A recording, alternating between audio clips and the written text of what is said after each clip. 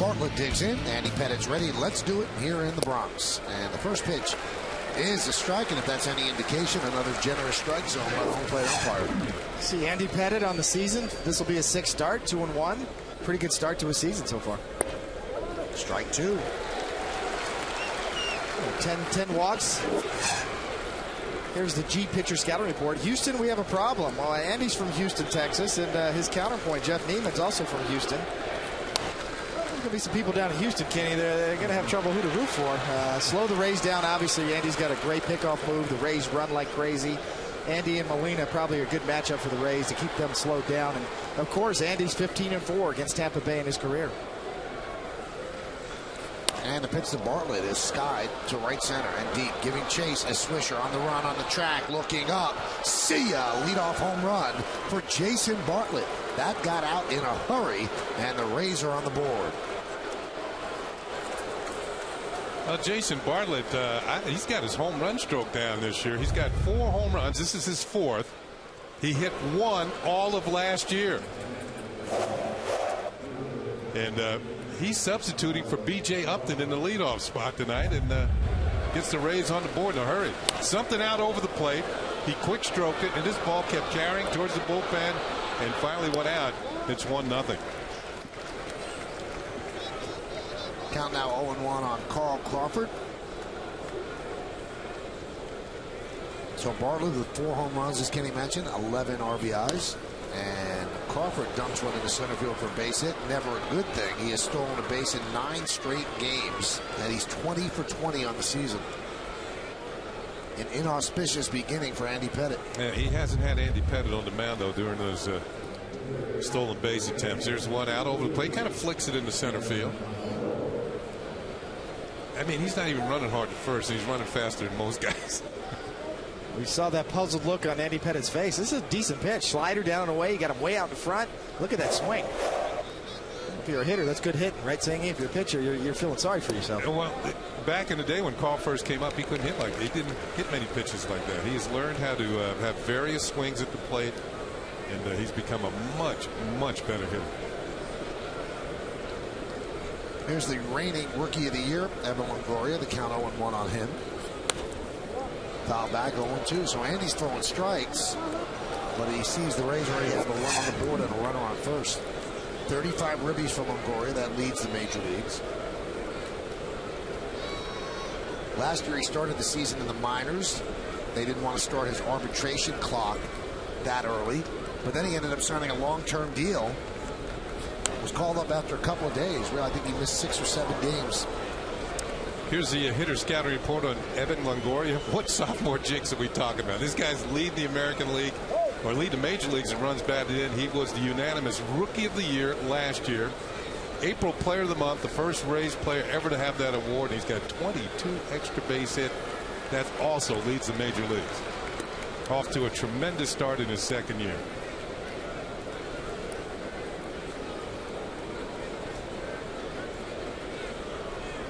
I mentioned that Crawford has stolen a base in 9 straight games. Ricky Henderson back in '83 stole a base in 11 straight games. So 9 straight. Well, that hasn't been done, or any more than 9 straight hasn't been done in 26 years.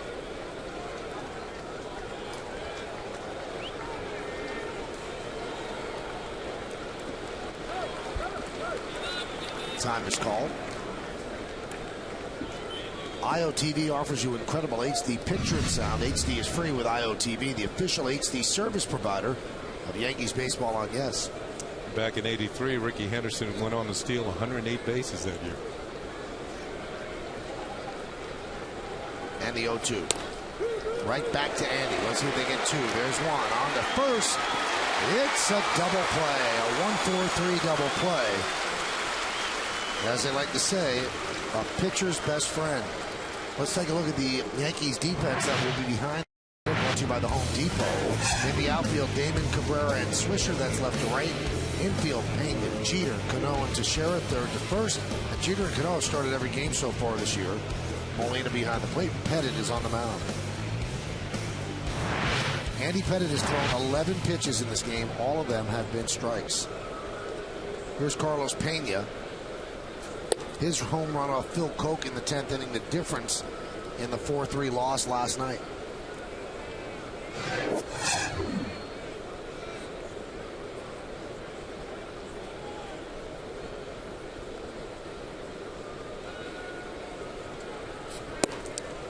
Pena has hit so far this year. He's hit much better at home than on the road, although his home runs are spread equally at home on the road. 6 on the road, 6 at home.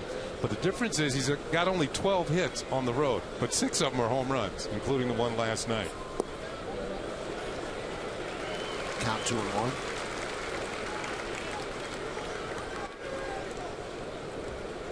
There's a difference. That is. You know, during the course of the season, that will even out. But you want to be able to hit homers at home and on the road. And as you can see, he can do both. Just incredible bat speed. He showed it to you last night. Hey, let's look at the game time weather conditions presented by Bigelow Tea. It rained early in the afternoon. What else? 63 degrees, 86% humidity, and the forecast is for mostly cloudy skies.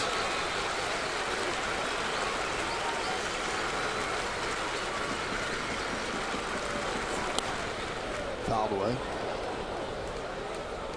Well, he talked about the incredible bat speed, and you're going to look at it. Man, that bat came through the zone very quickly, and that was the difference in the ball game in the 10th inning.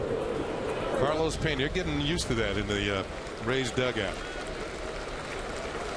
High-fiving Carlos Pena. And the 2-2 from Pettit. Just missed a check swing. Did he go? No, said James Hoy. Let's take a look at the entire umpiring crew. Behind the plate is the veteran crew chief Dale Scott, and Jerry Meals at first, Mike DeMuro at second, and James Hoy is over at third. High fly ball, right field. There it goes. 2-0 Tampa Bay. What a shot by Carlos Pena. Halfway up the bleachers and right.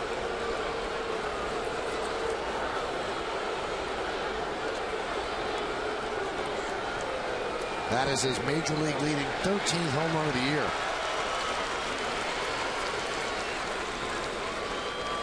We talked about Pena being a good fastball hitter. He got one last night. They're trying to come in. Ball runs towards the middle. Look at him look down right away. He knows it. Nick Swisher, the right fielder, almost doesn't even react. Takes one step. He knows it. When you're a pitcher and you see an outfielder go like that after a fly ball, you know you're in trouble. Pat Burrell fouls it back. That might be the longest one we've seen this year in that direction.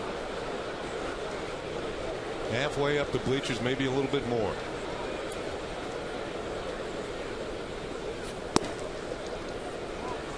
We saw last night Carlos Pena take Phil Koch deep on a pitch that was more outside cornerish. And we talked about him reaching out and diving and hooking pitches. But see the Yankees tonight with Pettit and Molina trying to pitch him in. Most of that at bat. 3-2 pitch. Cut back towards the middle, and Pena got it.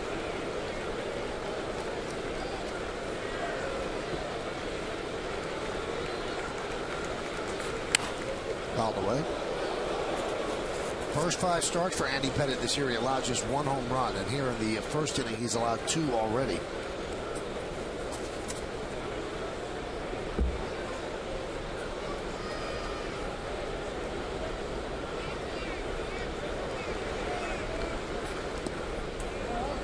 Count 2-2. You know, with Pena swinging the bat now and hitting home runs at a rapid clip, doesn't take much of a mistake by a pitcher for him to get good wood on and get it out. And tried to get it in, maybe missed the target by a couple inches. And then last night, that wasn't such a bad pitch from what he hit last night from Phil Koch. It was out over the plate towards the outside corner, and he just went out and hooked it into the seats. Here's last night, we were talking about it was kind of away and on the outer third, and he still pulled it into the lower deck and right. And then tonight, this pitch is designed to be in, and it's not that bad when you look at it. It's on the inner third. They're trying to jam him, but his bat is so quick, he wouldn't have it. Just a really good fastball hitter. Always has been. And here's the payoff from Pettit. Grounded past a diving to Sharon down the right field line. Swisher will field as Pat Burrell stops at first.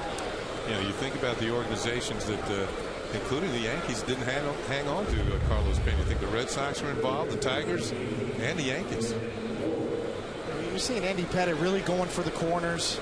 A lot of these pitches are about thigh high, decent in terms of location, but you know it's the time of the game when you see the Rays, they're just really comfortable in the box, Kenny. And I'm not advocating throwing at guys, but you know when you see guys digging in like that, it's time to make some guys move. Well, Kimberly Jones asked Joe Girardi how much they needed a vintage Pettitte performance tonight, and Joe said, "quote We need it bad, and if we don't get it, we need to score a bunch of runs." So far, this is not vintage Pettitte by any stretch of the imagination. So that means Plan B. Well, you know, you come out of the bullpen and you're working on just hitting spots, hitting the corners, and you got your game plan in mind, and you're worried about location. But part of pitching is making guys move their feet. And I'm not saying you got to buzz guys and knock them down, but certainly making guys uncomfortable and making them move around and letting them know you're out there, especially when they're digging in and getting good swings like they have this first inning, really makes a lot of sense to me right now. Breaking ball strike. Now, you were a teammate of Andy's. That's just not Andy's way, though. Well, Andy can still make guys move. I mean, he can throw that hard cutter in on right-handers and make them move their feet. You know, certainly you don't have to throw at people's heads to make them move. You can throw in off the plate at the belt, at their hands. You really have to read the bats. The Tampa Rays are, you know, they're obviously digging in, leaning out over the plate. They're all getting good swings. They look real comfortable right now.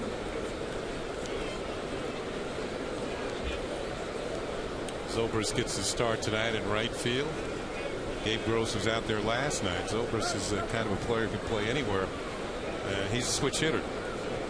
Gross is a left-hander here. Zobrist has hit better right-handed this year.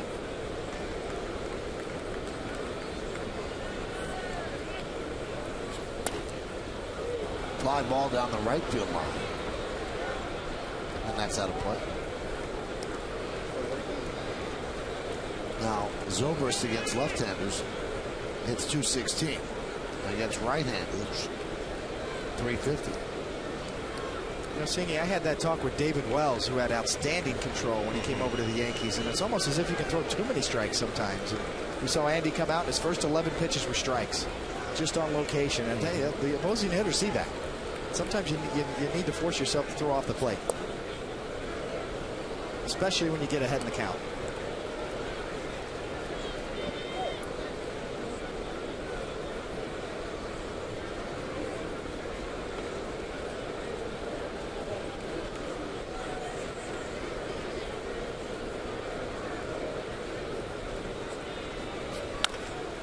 There's a ground ball at third. Pena will go the short way, and that'll do it here in the first. But the Rays, in a 31-pitch inning for Andy Pettitte, scored 2 runs on 2 swings. The first off the bat of Jason Bartlett, a home run. And then Carlos Pena goes yard halfway at the bleachers. It's Rays 2. Yankees coming to bat.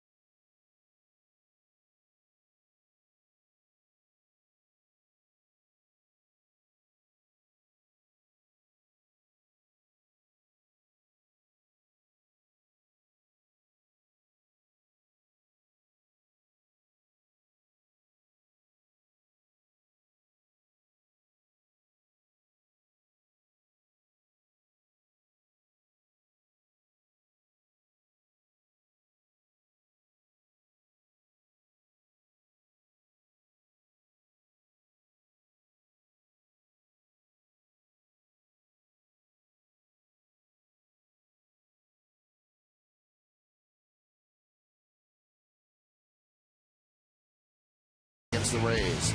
Hideki Matsui DHs and cleans up, batting fifth and playing second base, Robinson Cano.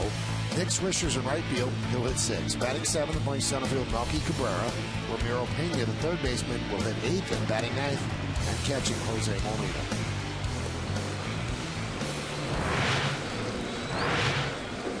Here's young Jeff Neiman on the season. This will be his sixth start. He's 2-3, 5.68 ERA, 25 innings, 28 hits, 14 and 16 on walks to strikeouts. Here is the G Pitcher Scouting Report. Another first rounder. The Rays are loaded. We talked about them finishing at the bottom of the division and getting high draft picks. This is another one, and they like him a lot. And one of six. It's only 6 guys active in the leagues that are 6'9" tall. And I'll give you those 6 names in a minute. And welcome to the Bronx. This is his first start in Yankee Stadium. In either Yankee Stadium.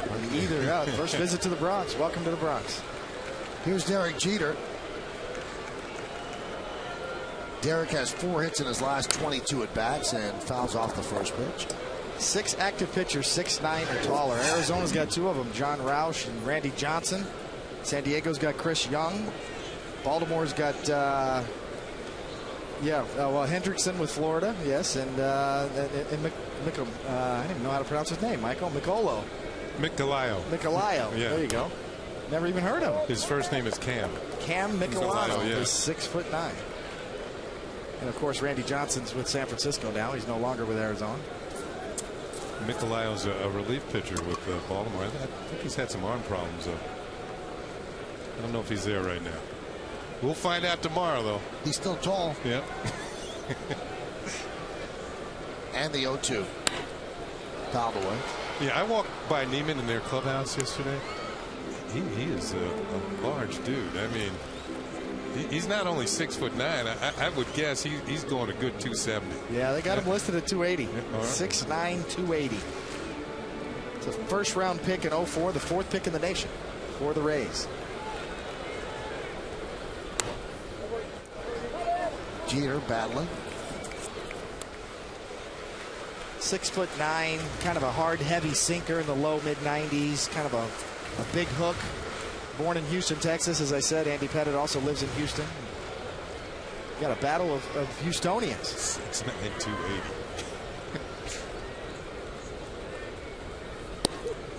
Just missed inside. Fastball so far this first inning. Now the first few pitches up to 94, 93, 94 with that fastball.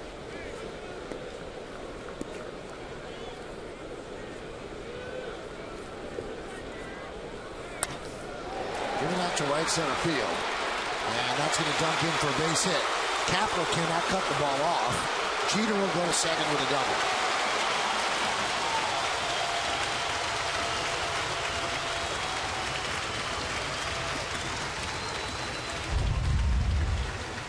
Derek Jeter right here. They're trying to go in. That fastball ends up right down the middle, and Derek just laces it in the gap. You see Navarro setting up inside, and Jeter just kind of getting his hands in like he always does. Kapler's got a hard time coming up with it. Jeter never hesitates. As you see Kapler go to get it, got a little tricky hop there, almost checked up on him. Get a little wedge shot into the green. Jeter never hesitated. Excuse me, Michael. So Jeter with a double, Damon at the plate. And there's a strike. Damon 5 for his last 11. 3 home runs in his last 6 games, so he's 1 away from Nick Swisher for the team lead. Nick is yet to hit a home run here in the Bronx. And the 0-1. Fly ball right field, tagging Jeter. Zobrist back. Jeter will go to third. Throw is cut off, so Damon moves Jeter up. Let's take a look at the Rays defense, brought to you by our good friends at Home Depot. We've got a couple of the outfielders already. The left fielder is Crawford, then you've got Kapler and Zobrist. In the infield, Longoria, Bartlett, Iwamura, and Pena. Navarro behind the plate, Neiman on the mound, and Crawford is the only Ray to play in every game this year. Anytime you get an extra base hit to lead off an inning, as we look at Carl Crawford out in left field. Look what the Rays are doing here. They bring the infield in on the right side. They're trying to cut this run off. Or they feel that Derek Leave too soon? No. This is unusual, to say the least. This is a Joe Madden special.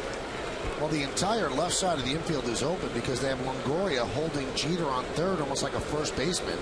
And then there are 3 infielders on the right side. That's an easy RBI. A ground ball is short. And it's right back to the pitcher, so Teixeira does not get it done. And the Blues are starting to get a little bit louder from Mark. The reason why they had Longoria close to third base holding Jeter on, because they didn't want him to get a big lead off of third. And here's a ground ball right back to Neiman, who sticks out that long left arm and comes up with it. Look, check the runner back at third, and here's a look at the setup defensively. Jeter could not get a big lead because Longoria was holding him on like a first baseman would hold somebody on over at first. You know, this is a way of putting more pressure on the Teixeira as he steps in with the infield in.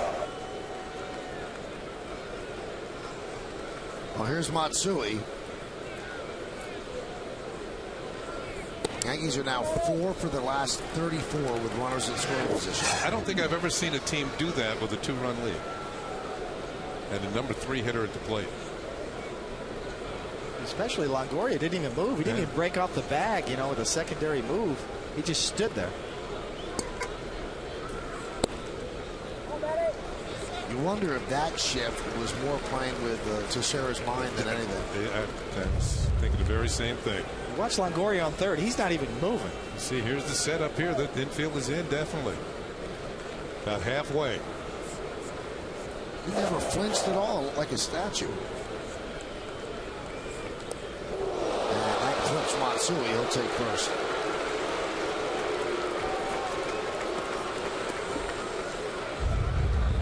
It looks like it's some sort of a breaking ball to me. You see, he just holds on to it too long. You know, I love my golf analogy. See, we love to play golf. That's a snap hook in the woods. You're trying to throw a good curveball, and you just hold on to it too long and yank it down and in, and Matsui cannot get out of the way. Off the first tee. That's what I did in Tampa when we played together. Snap hook that first one. That's right. Parred the hole. You got a mulligan. We gave you a mully. Yeah, no, but I played my first ball. We found it. That's right. Yeah, we found it. Don't get a mulligan in this game. And Cano takes one up and in. Well, Neiman leads the team in hitting batters. He's hit 3 so far this year. 3 batters hit in 25 innings. That's up and into Cano.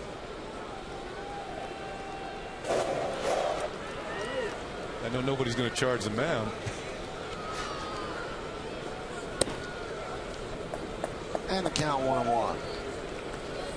Jeter's on third and Matsui's on first. 2 men out, bottom of the first inning, just underway. 2 home runs by the Rays in the top of the inning. They lead 2-0 for Jeff Neiman.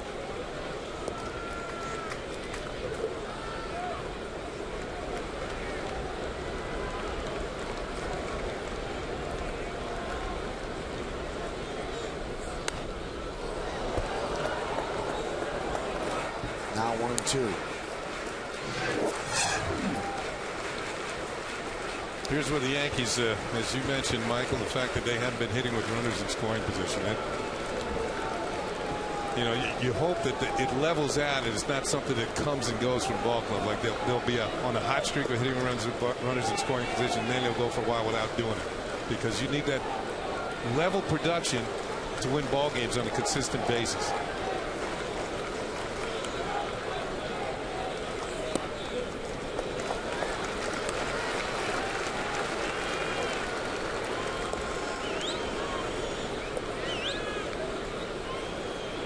So the count level at 2-2. Nick Swisher is on deck.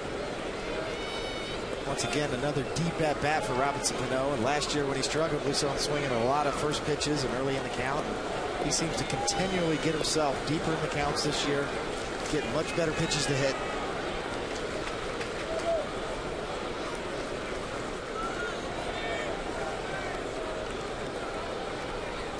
Two-two. Driven out to left center field, but Crawford is there, and he'll put it away for the final out. of the first inning. No runs a hit, no errors, and 2 men left on base. We've played and won. It's 2-0 Tampa Bay.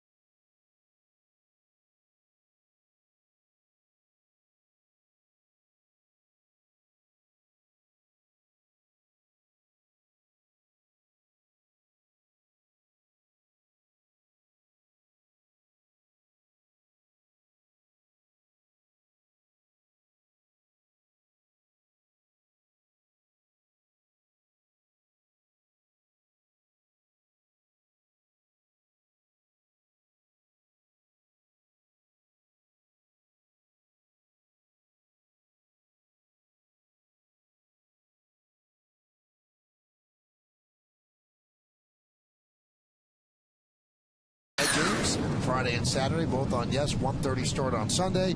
Monday's an off day, and then 3 games in Toronto to meet the Red Hot Jays. My 9 on Tuesday, and Wednesday and Thursday 7 o'clock starts on Yes. Gabe Kapler takes a pitch outside, 1-0. Bottom third of the order: Kapler, Iwamura, and Navarro.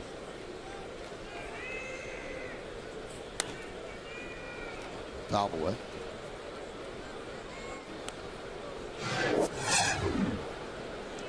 Kapler left the game for 1 year, while left the field, become a manager in the minor leagues for the Red Sox, and then had the itch to play again. Fouled away, and the thought throughout baseball is that he'd be a really good manager. And the Red Sox were not that thrilled that he ended up managing one of their rookie teams and then leaving like that.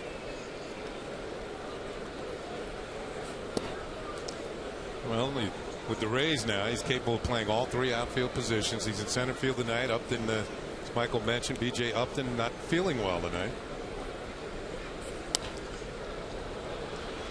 Fly ball left field. Damon. 1 away.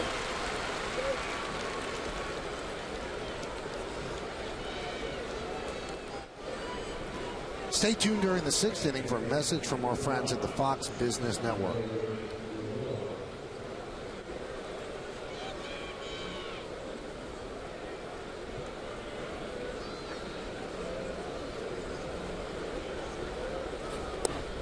And the pitch to Iwamura is a strike. Iwamura did not have much in the way of spring training with the Rays. He was playing for the champion Japanese team in the World Baseball Classic. 2nd time in a row they've won the Classic, and Iwamura was on both of those clubs.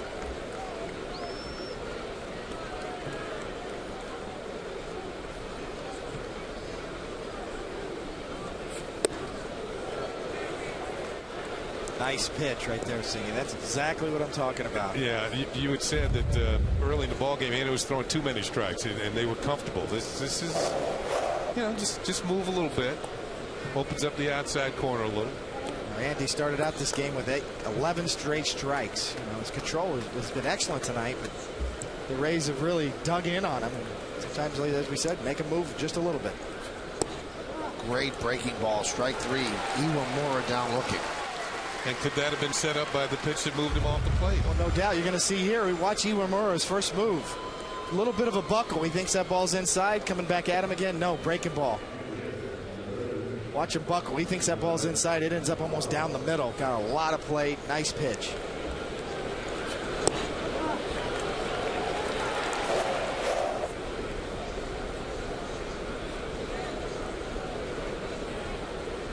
Here's Navarro.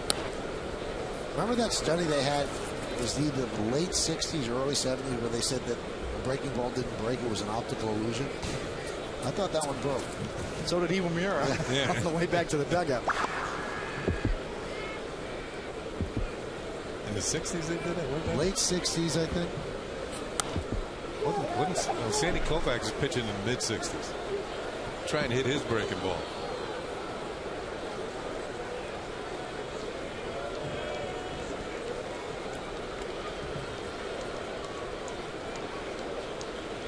Jose got to meet some of the fans up close and personal over there by the box seats.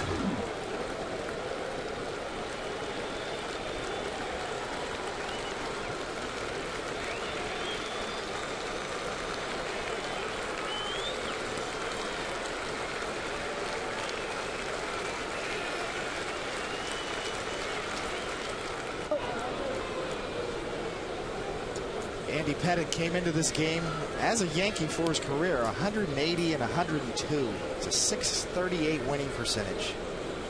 You know, his overall record, 217 and 128 for a .629 winning percentage. Outstanding numbers.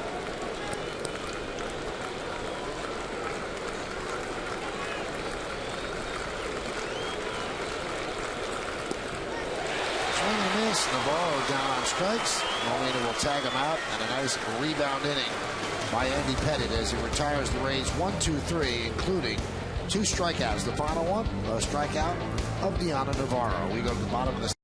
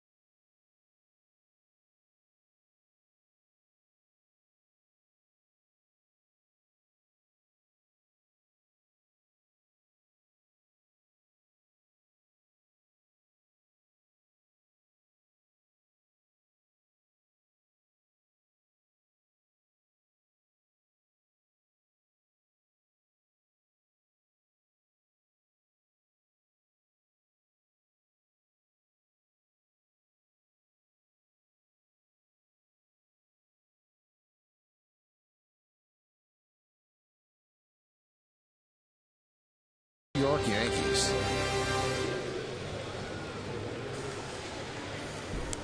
We go to the bottom of the second inning here in the Bronx. Now, this is before the game. Nick Swisher getting up close and personal with the fans out in right field. But my point is this.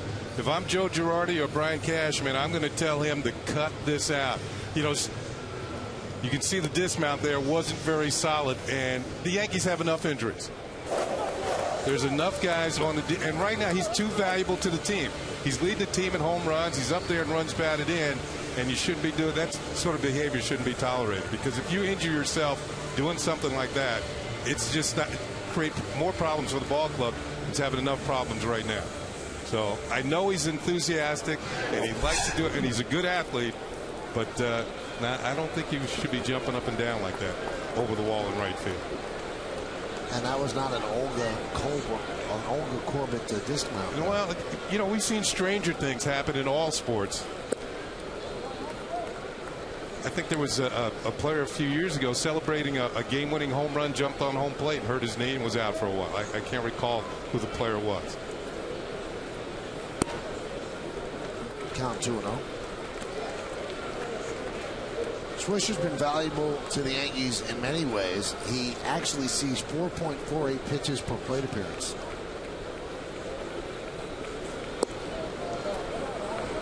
Count 2-1.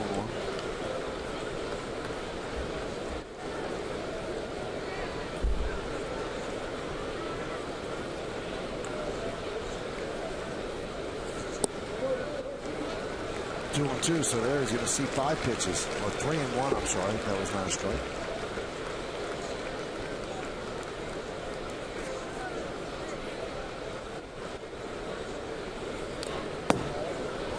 We've explained this before, but you always get new viewers. Every time, right when he steps into the box, he will look up to the sky, and some people think, well, it's a timing device and clears his mind, but what he's really doing, he's paying tribute to his grandparents who have passed away. Looks up in the sky toward them.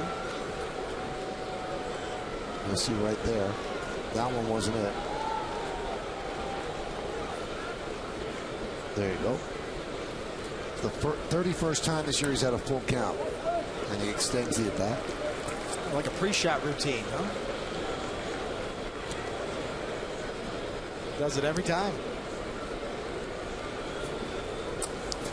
Was it Jason Kidd who blew a kiss at the rim before a free throw?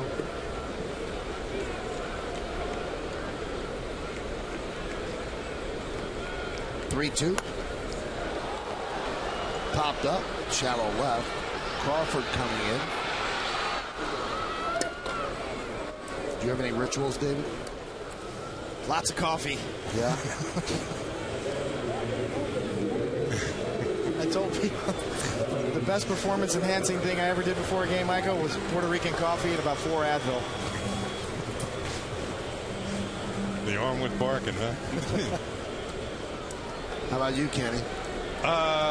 People remember I used to pick up 3 pebbles in the booth not the booth, in the batter's box. I've been up in the booth too long. In the batter's box, just to remind myself to get 3 good pitches to hit. Swing at strikes. Yeah, this new ballpark, there's no pebbles in this booth. I know. Well. The 1-0. Fouled away.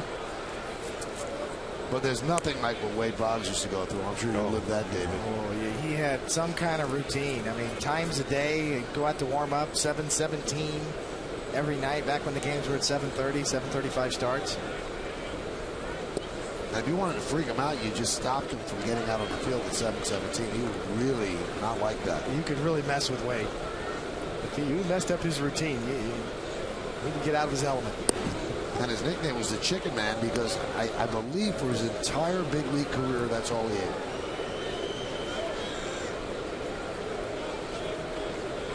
The 2-2 fouled away. It worked for him. Go to the same restaurant if you got hits. You know, if you had a good game, you got to go to the same restaurant the next day, especially if you're on the road. It just starts to build and grow, and then you almost you can't get away from it. You have to keep staying with that routine.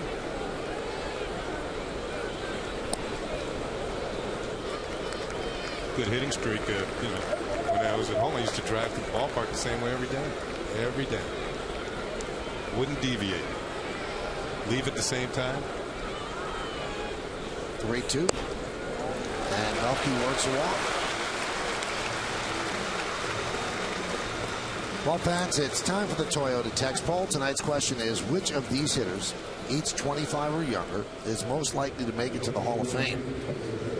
Text your vote to 58772. Standard text messaging rates apply. Number 1, Evan Longoria. Number 2, Nick Markakis. Number 3, Dustin Pedroia. Number 4, Hanley Ramirez. I'll vote the same name I voted yesterday, Evan Longoria. Those some good players, though. I would. And number 1 looks like number 1 to me. Those other guys are pretty good. Hanley Ramirez is special. Well, all of them are both-way players, too. They're all good defenders as well. It's not just all about the offensive numbers. All those guys are gold glove caliber defenders as well. This will be Pena's last game at third base as the titular starting third baseman. Alex Rodriguez returns tomorrow. Will be in the lineup against the Orioles at Camden Yards. And that game will be right here on Yes. We'll cover it from when he enters the ballpark to when he leaves. So coming back from hip surgery, he spent a while in Tampa in extended spring training. He slid yesterday, came out of today's action without a problem, and had his bags packed and ready to go. Pitch is outside, 1-0.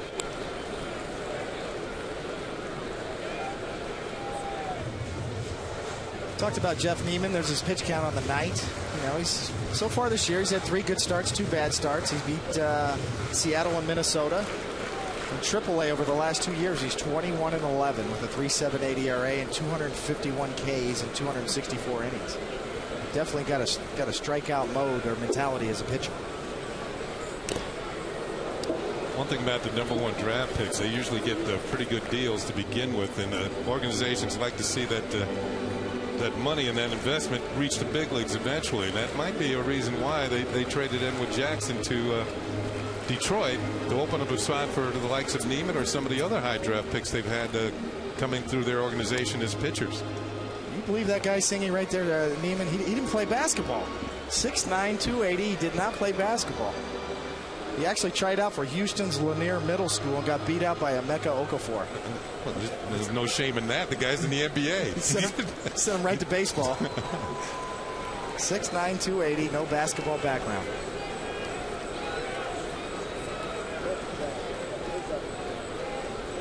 Now, for all you kids that are watching, and you get down if you get cut from your high school basketball team, just remember, Michael Jordan was cut from his high school basketball team, so you can bounce back.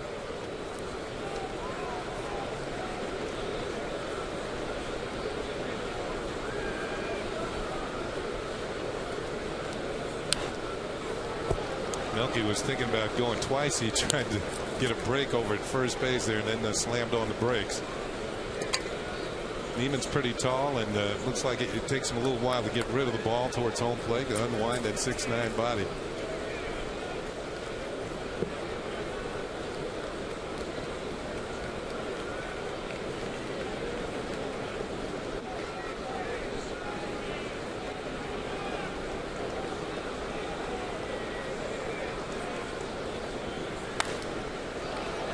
Pena toward left. Crawford runs out of room. Is it true, David, that your high school team didn't even have a baseball team? They did not.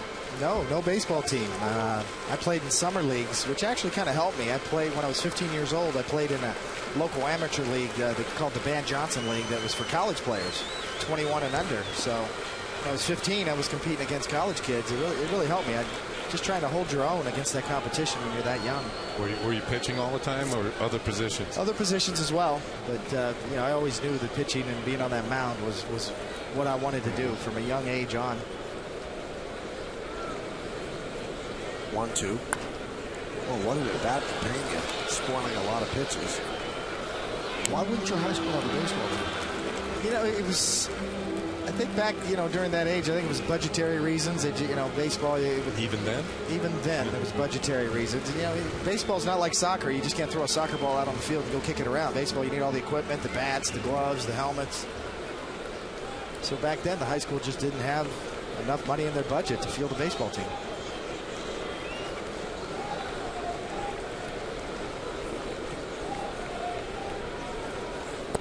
They have a football team? They had a really good football team. No, I don't get it. It's much more money for football. That's where the money went. That's right. And the athletic director was the former football coach, so he didn't. I got the sense he didn't really like baseball. Sometimes you get that with athletic directors, and they have their pet sports. And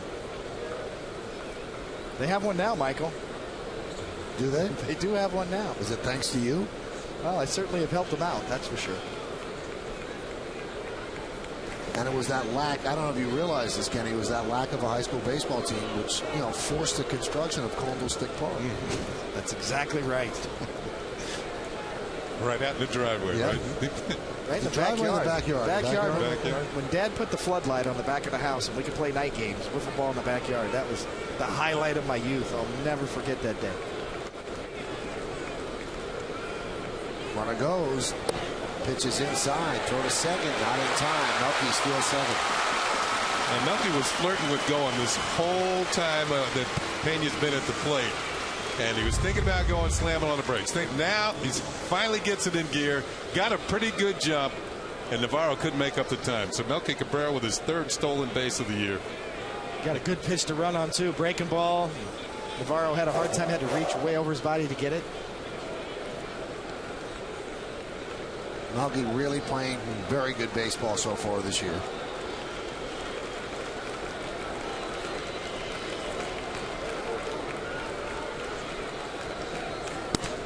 That's a good at bat for Ramiro Pena.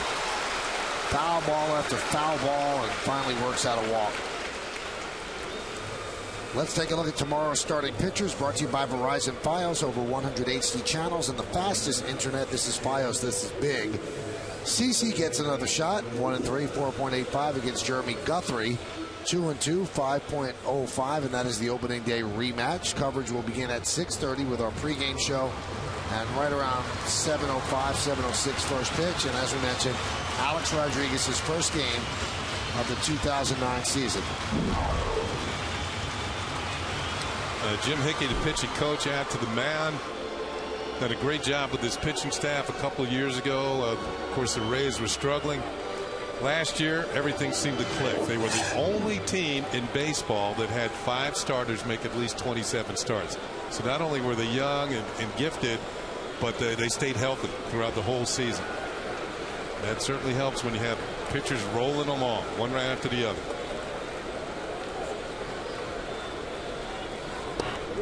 And the pitch to Molina is a strike.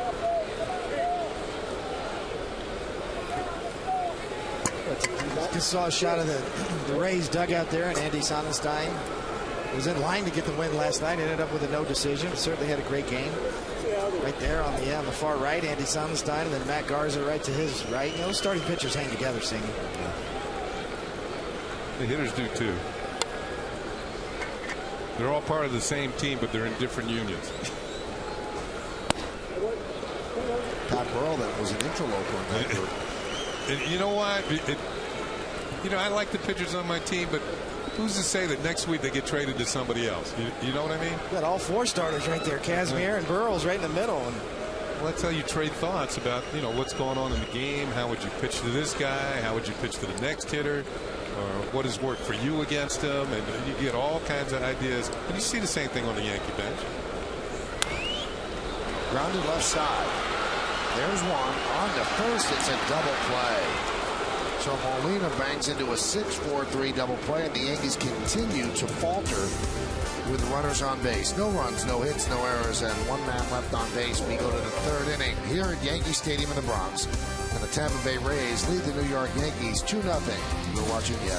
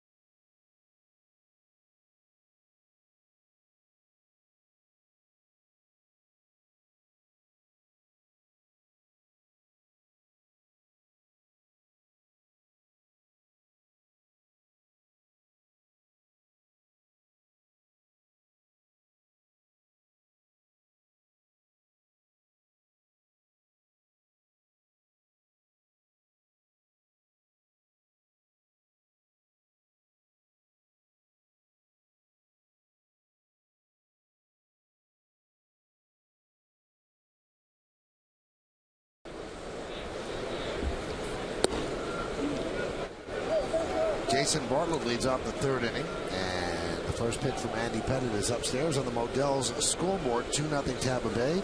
Modell's is the official sporting goods retailer of the New York Yankees. And a strike. Bartlett, since the All-Star break of last year, has hit .336. Really come on. There's only one shortstop in the league who had a higher batting average than him last year, and That was Derek Jeter. Jeter hit 300 and Bartlett hit 386 last year. I should say 286 last year.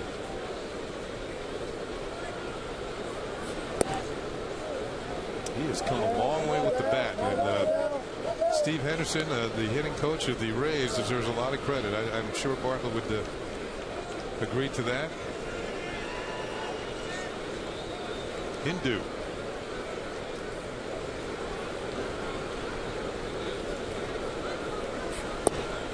I was talking to him yesterday about a pitcher that they faced when they played the Orioles. It was Uehara, and nobody knew that much about him.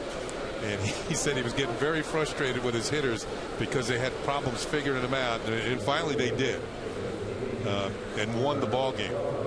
But he was saying I get all frustrated with these guys. I give them all the preparation, and they don't go out and they execute, and they can't seem to figure out what's going on during the course of the game. And then all of a sudden it kicked in and they won the game.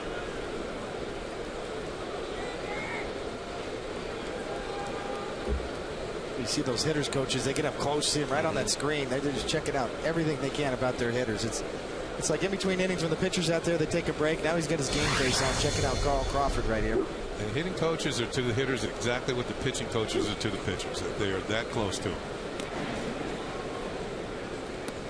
Bartlett will run. He's stolen 6 out of 7 this year.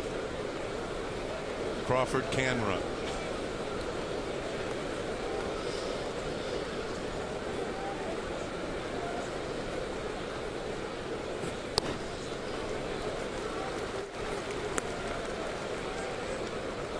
Carl Crawford offered college scholarships in football and in basketball. Took the money with the Rays, and it's worked out for both. Snap throw to first. Bartlett just got back. Well, you know it's going to come sooner or later. Molina loves to throw behind the hitters. Looked like a set play. Definitely sets it, but watch Molina come with a left-handed batter, come right behind him, stay on his knees and fire that pitch around Carl Crawford. That's one of the situations I've talked about before, Michael, where a left-handed first baseman has a big advantage. A right-handed first baseman's got to reach all the way across to make that tag. But nonetheless, mission accomplished. Molina's going to keep Bartlett a little closer. Not quite so anxious to get that secondary lead now. It'll be tough to turn 2. There's one on to first. He's so fast. So just a force out. 1 away. Not grounded into a double play this year, and ball was not hit all that hard, but there are other runners you're going to turn 2 on in this league. He was kind of coasting across the bag at first. Here he is out of the box. Got that runner's lean, doesn't he? Just kind of leans forward. Who was that? The guy in the Olympics from Jamaica, Usain Bolt. Yeah, he slowed down at the end too. He could have broken the world record if he had run through the tape. I used to run just the opposite thing. I used to lean back and waddle like a duck when I ran. I'm jealous.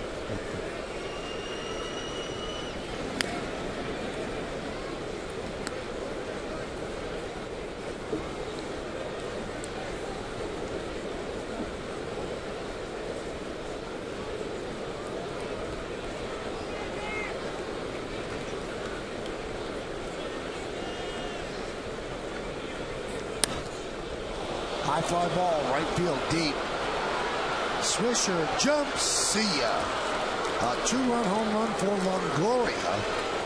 3 home runs allowed by Pettit. It's 4-0 Rays. Longoria now has 37 runs batted in.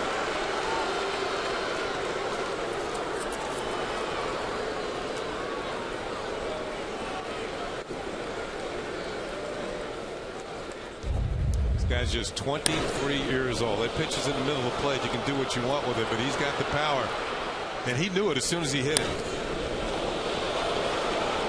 And a hitter can tell you that you get that feeling after you hit a ball, there's no way it can stay in the ballpark. There's Swisher with the effort, but that ball's about 5 rows back over the auxiliary scoreboard. Pena swings and misses.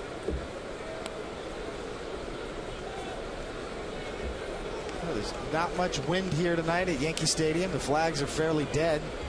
First pitch hacking. Longoria drives that ball. He's got that kind of power. All parts of the park, he can hit home runs. That's really a backbreaker right there for Andy Pettitte. As you see Pena with his solo home run. You give up 2 in the first. You want to hold him right there, give your team a chance to come back, score some runs. Now you got a 4 spot on the board.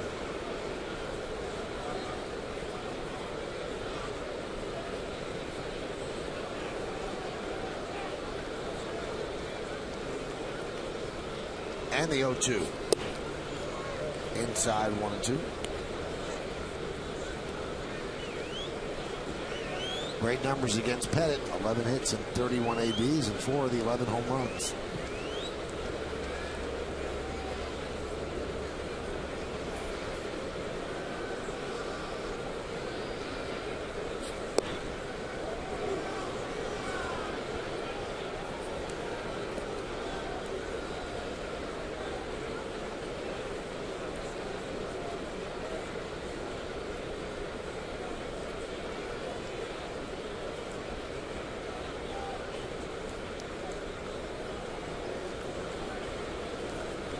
This will be Andy's 59th pitch. Well, we saw that shot of Longoria in the dugout, and you can almost read his lips saying, you know, first pitch, I was looking away. He went out, reached out, got extended, drove that ball out.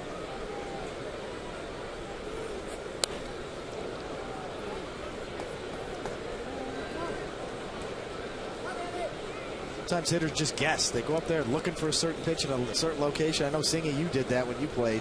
Early in the count. Early in the count, you go up there, you sit on a pitch, fastball away. You get it, and you do damage.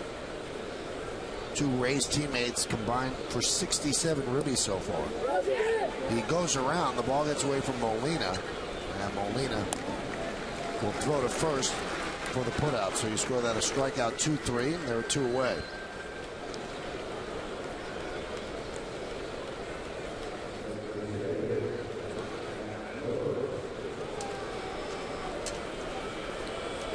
Need a lot of towels to cover that arm. 6'9".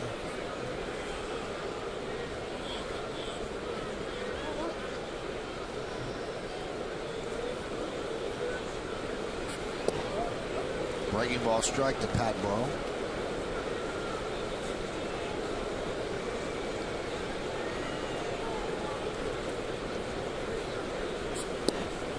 Missed inside. So Andy averaging over 20 pitches an inning, and that's not a recipe for a long outing.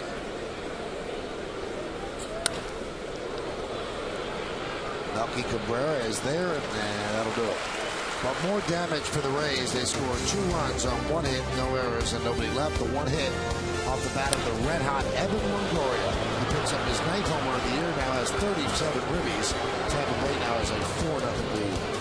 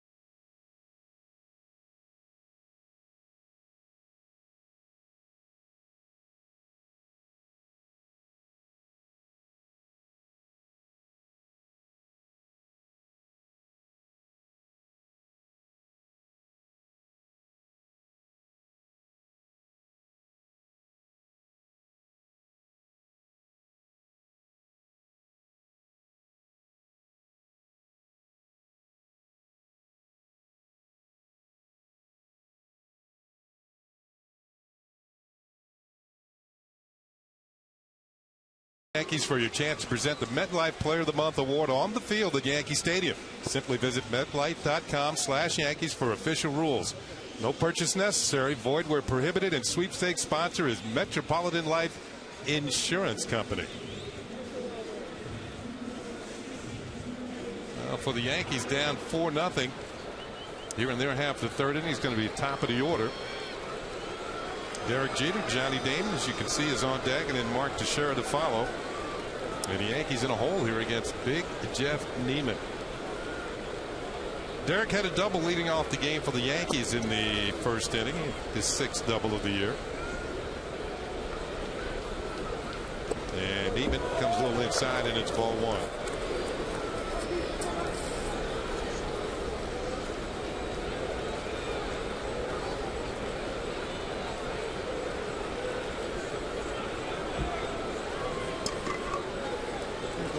Jeter, and pitch outside. 2-0 on the Modell's scoreboard. It's 4-0 Tampa Bay, and Modell's is the official sporting goods retailer of the New York Yankees.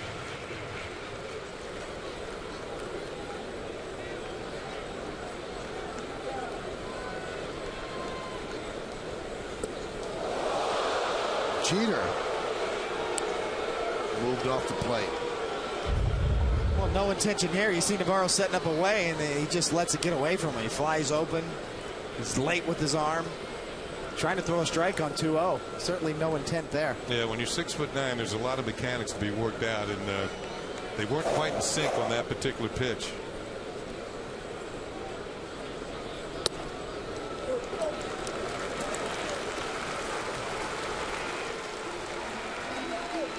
You know, Turkey Hill ice cream is the new official ice cream of the New York Yankees. Right there. Pinstripe Brownie Blast. And there's also Bronx Bombers Sundae. Give me a spoon. Yeah, let's go. I'm thinking. There you go. This is the day that Paul O'Neill should be here. Now, Bronx Bombers Sundae features chocolate ice cream with chocolate cookie swirl and chocolate covered crunchies. And Pinstripe Brownie Blast features vanilla ice cream with brownie batter swirl and brownie pieces. Turkey Hill is also running a great sweepstakes to win Yankee tickets this season. Fans can look for the entry sticker on specially marked packages of Bronx Bombers Sundae and Pinstripe Brownie Blast and enter the code online at turkeyhill.com/Yankees. Foul back, so you're going to eat that, David? Yeah, can you guys handle the next couple innings? I'm just going to take a little break here. You're going to eat the whole thing, huh? Go for it. Looks good, though.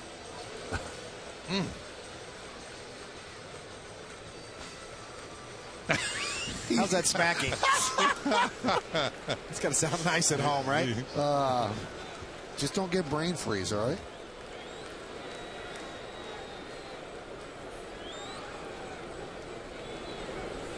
Johnny Damon lines a base hit to right field.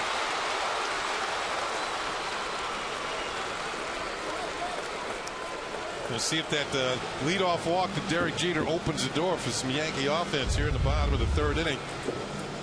Right now, Neiman's just looking to throw one over the plate, get a strike somehow, and Damon's waiting. It's about belt high, out over the plate.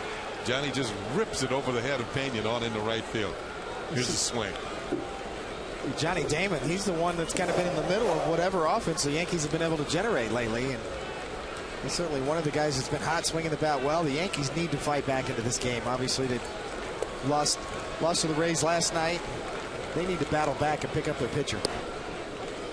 That's how you build chemistry, on a team. People talk about you can't force it. Well, when your pitcher's out there and he's given up 4 runs, and Andy Pettit's obviously the starter, your offense needs to pick him up. And conversely, sometimes a pitcher needs to pitch a great game when your offense is struggling. This is one of those times where the Yankees need to fight back and pick up their starter. Count 1-1.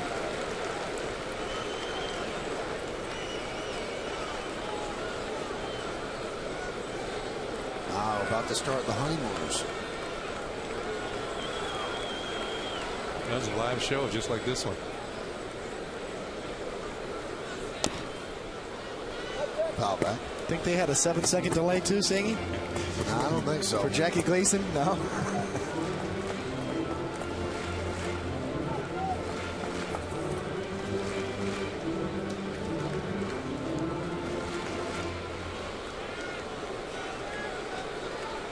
I was a Trixie fan, too. Bet you were. The 1-2. I'm surprised, David. I mean, you had such a great career that you never had an ice cream that you advertised for. Ice cream cone is perfect. You know what? I was going for more of the bar mitzvah kind of thing. Right. You know, I was just trying to add like a little H to the middle of my name. David Cohen. Yes. Yes. A little H. A little H. I do bar mitzvahs, though, by the way. We'll give your website out later. The 2-2. Jimming out to left field and deep. Crawford back, still back, still back. He'll make the play. And both runners retreat.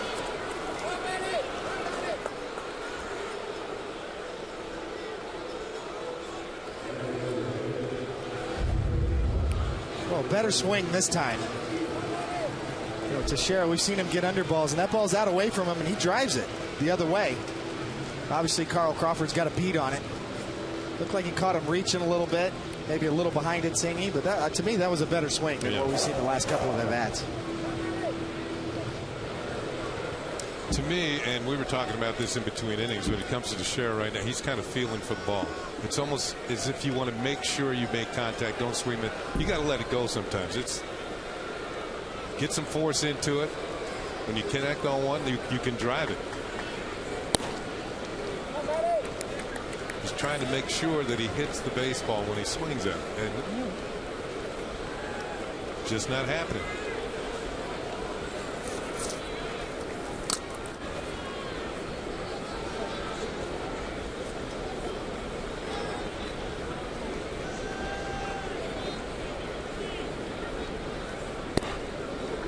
Staying away from Matsui in the count 2-0. And Jim Hickey's seen something he just doesn't like, so he's going to go out and talk with Neiman. Well, Neiman's already walked 3 hitters, 2 last inning and 1 this inning, and he's already hit a batter tonight too. So I think he's the type of pitcher that he will let you back into the ball game by putting men on base. You just have to come up with a big hit at the right time. This Cabrera telecast is presented by authority of the New York Yankees and may not be reproduced or retransmitted in any form. The accounts and descriptions of this game may not be disseminated without the express written consent of the aforementioned New York Yankees.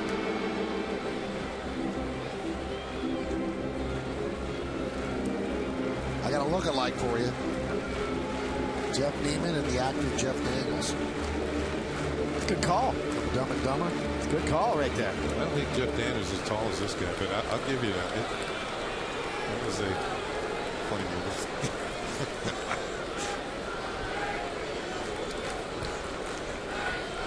The 2-0.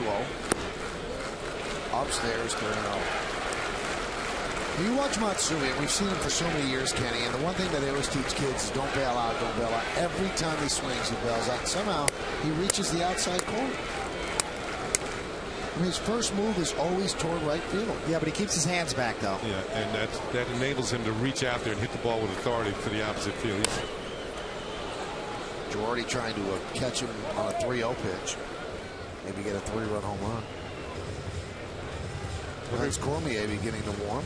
Every once in a while, you'll catch a pitcher speeding right down the middle, 3-0. You know, Ichiro does that so well. It's almost like when he hits the ball, he's already got 2 steps towards first base. And for his game, obviously, it makes sense because of his speed, beating out a lot of infield hits. A lot of the Japanese players do it. Iwamura as well. His first step is toward right field.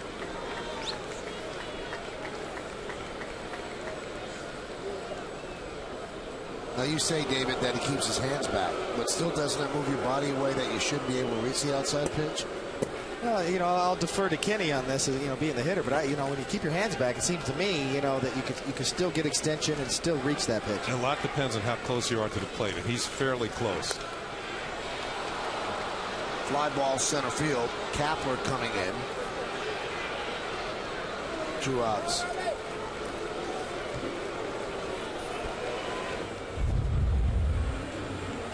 Here's the swing, and Matsui gets underneath this one. The Yankees still looking for that hit against Neiman.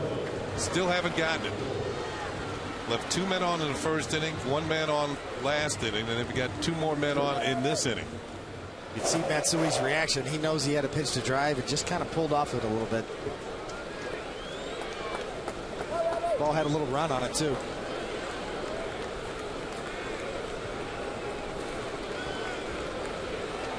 Here's Cano.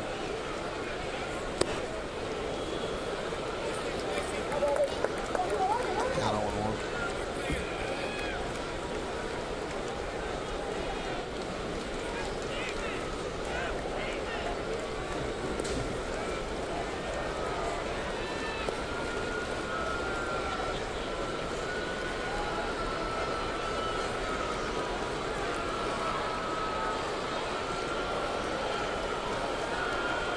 The 0-1. Slice foul. Yankees 0 for 6 tonight with runners in scoring position. And in this short series, and we're only in the third inning of the second game, they're 1 for 15. I think, Kenny, you said it best yesterday on the postgame. They get good pitching, they don't hit. When they hit, they don't get great pitching. And that's what happens when a team starts to lose a little bit. All the components don't come together. You're exactly right. It's a long season, though, and you got to hope that eventually it all clicks. Then they go off on a little run here. The Yankees haven't had a serious run, and we know they're too good a team not to have 1 or 2 of them, or even 3 of them during the course of a long season. You know, a team that wins, I would say, like 16 out of 20 or 15, or even 15, or even 14 out of 20. You do that 3 times during the course of the year, you're going to be in the race. That one's off the glove of Navarro, and both base runners will move up.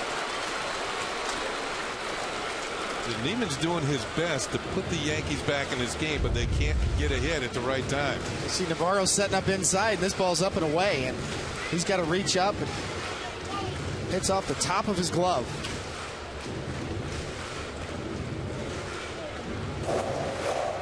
The toughest things for a catcher is to react when you're sitting up on one side of the plate or the other. In that case, inside corner, and the ball goes the completely opposite direction. It's really tough to pop up out of your crouch and make that play. Of course, that's a wild pitch.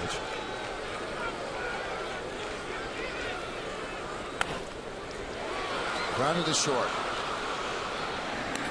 And that'll do it. So the Yankees have the first 2 base runners on and do nothing with them. No runs a hit and 2 men left. 3 in the books. It's 4-0 Tampa Bay.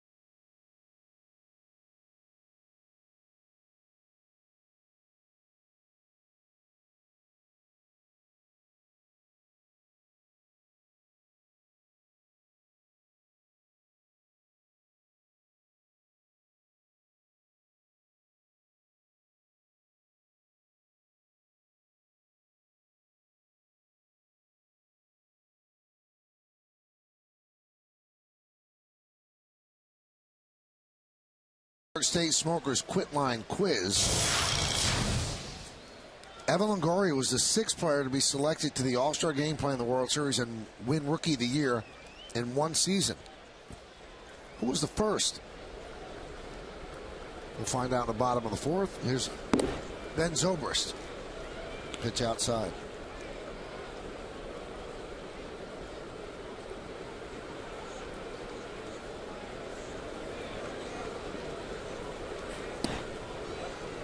and a strike. Well, Michael, it's time to break up the Kansas City Royals. Geez, they won again today, 3-1. Brian Bannister now 3-0.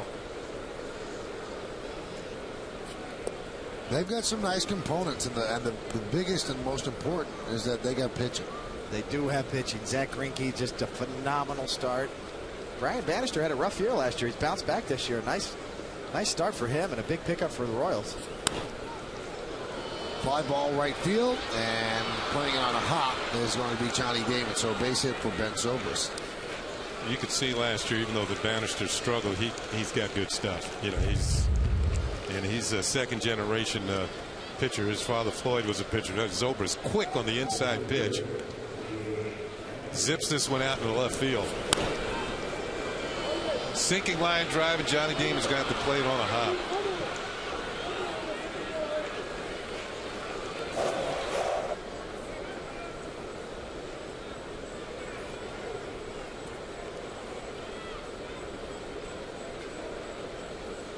Runner goes.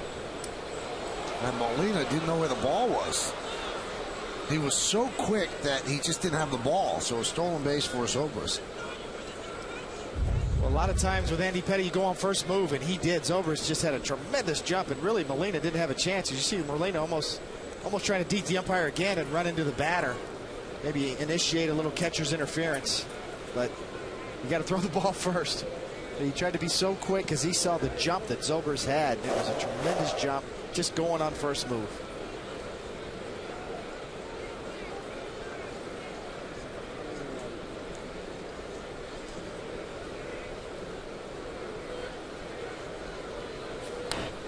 Talked about the Rays and their ability to steal bases. There's only 2 players in the lineup tonight who don't have a stolen base. So just about everybody's going to go. There's the jump that Zobrist had that David was talking about. And as the ball got away from Molina, he was thinking about third for a second.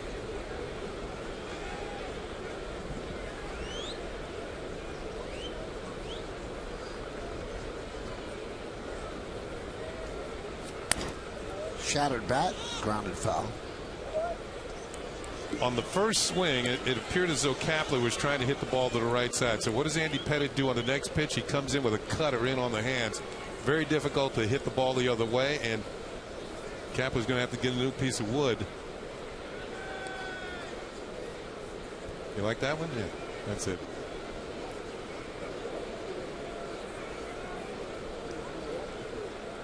Yeah, I thought they were supposed to have 2 bats for every hitter in the on-deck circle. They are. Keep the game moving along. I mean, the bat boy had to go back into the dugout to get it. Each hitter is supposed to bring 2 bats to the on-deck circle. At least that's the way it was last year.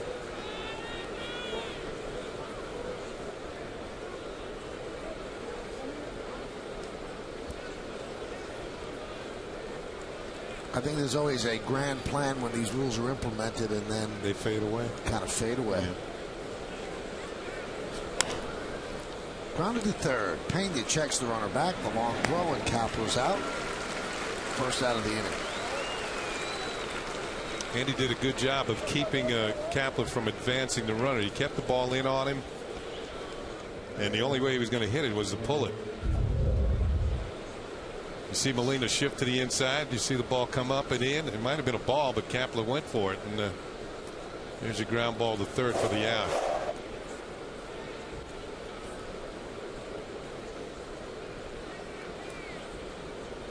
Here's Iwamura, 15 for 43 with runners in scoring position, which is 349.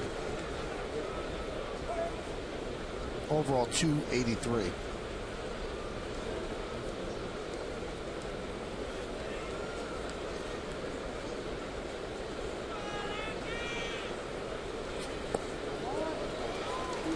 There's that swing you were talking about, Michael. He's halfway to first base when he swings.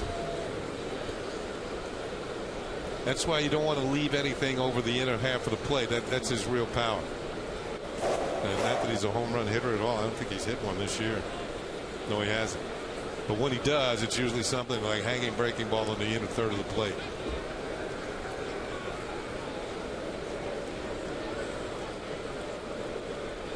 Now, when we opened the game, we detailed how Andy is a guy that does well after Yankee losses. There's a ground ball at Jeter.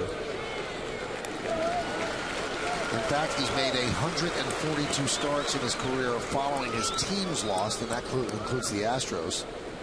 And he had a record of 76-41. But here's a negative aspect to that stat. He's made 14 starts when his team has a 4-game or longer losing streak, and his record in those starts, 3-8 with a 4.87. That might be a component of not only what he's done, but because the team's not hitting. Right. Yeah. Runner at third. Here's Navarro.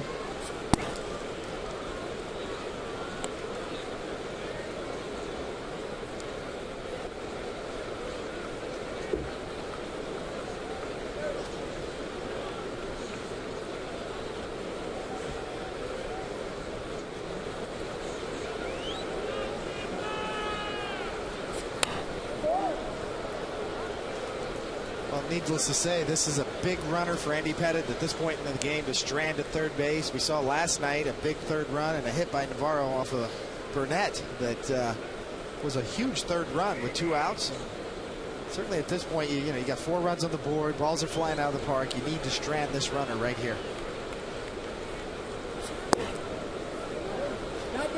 Along with Ken Singleton and David Cohn, I'm Michael Kane. You're watching Yankees baseball right here on the Yes Network. We thank you for joining us on this Thursday evening.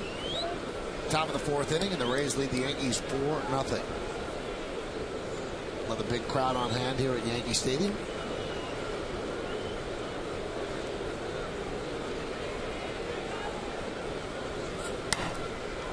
High fly ball deep left. Damon back on the track, and in front of the wall, he'll put it away for the final out of the 4th inning. No runs a hit, no errors, and 1 man left. They go to the bottom of the 4th at the stadium. It's 4-0 Tampa Bay.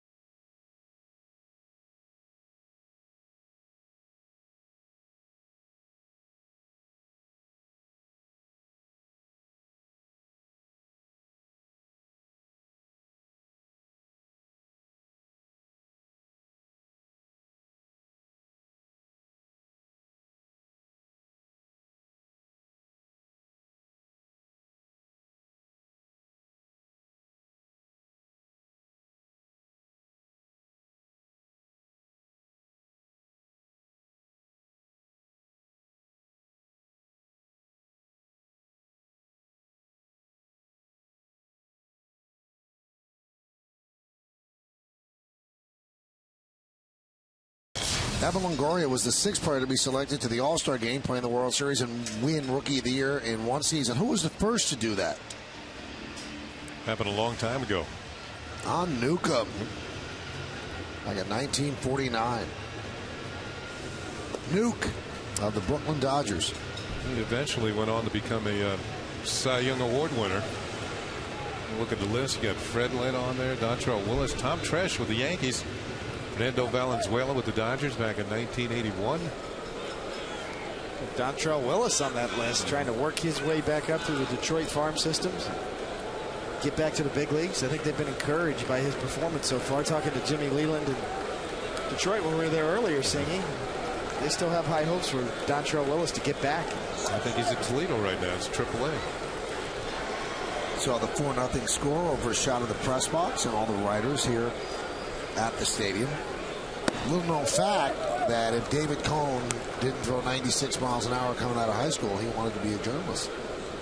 Too many reruns of The Odd Couple. You know, Oscar Madison was my hero. Popped up. Iwamura is there, and there's one away. Just looks so cool, Michael. You know, the cigar, the apartment in Manhattan. Didn't have to clean it up.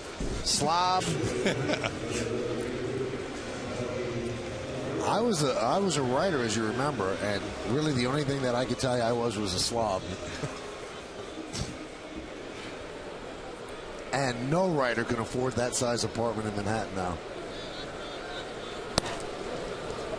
That was a cool pad, wasn't it? It was pretty nice. And Felix kept it clean.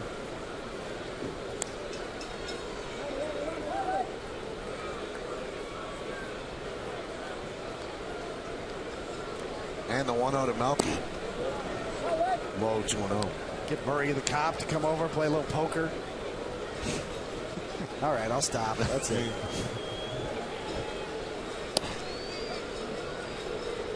Count 2-1. There's Murray. Got a game tonight. Job. Come on over. We got a game.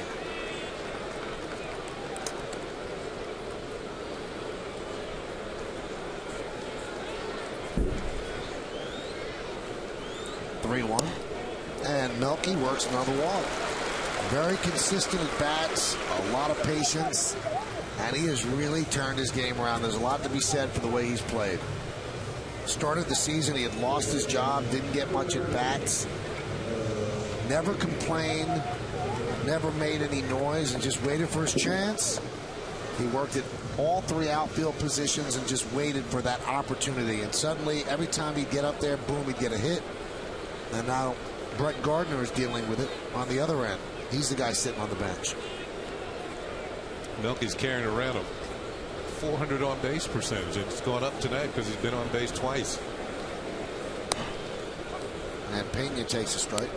Classic example of competition's a good thing in spring training. You hear managers talk about it every year in spring training. You have two guys battling, going at it. It's a good thing. Really helped out Melky.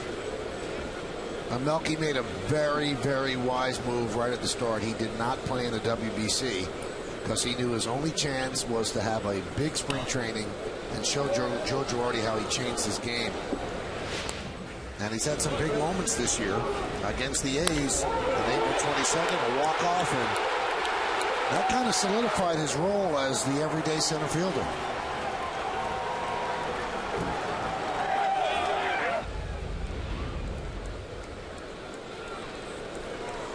So kudos to him. The 0-2. Fouled away. This is where Pena in his first at bat of the night fouled off a lot of pitches and eventually got himself a walk. He's really in the hole here, though. No balls and 2 strikes. He's going to have to foul off a boatload of pitches.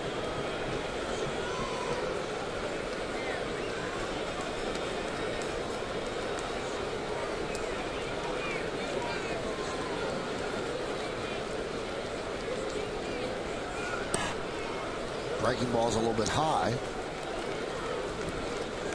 Well, Neiman's already up to 75 pitches and really not a good ratio. And you can see it's going to be one of those nights for the Rays bullpen. These guys are going to be up and down all night, backing them up. 40 strikes, 35 balls. Joe Maddon's going to have a short leash tonight, especially with a 4-run lead.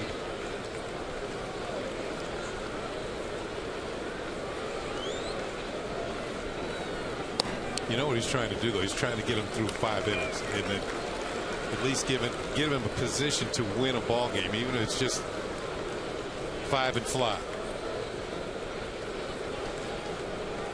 You get the feeling, though, that Jeff Neiman's just keeping a rotation spot warm for David Price when they call up their #1 draft pick from a couple of years ago.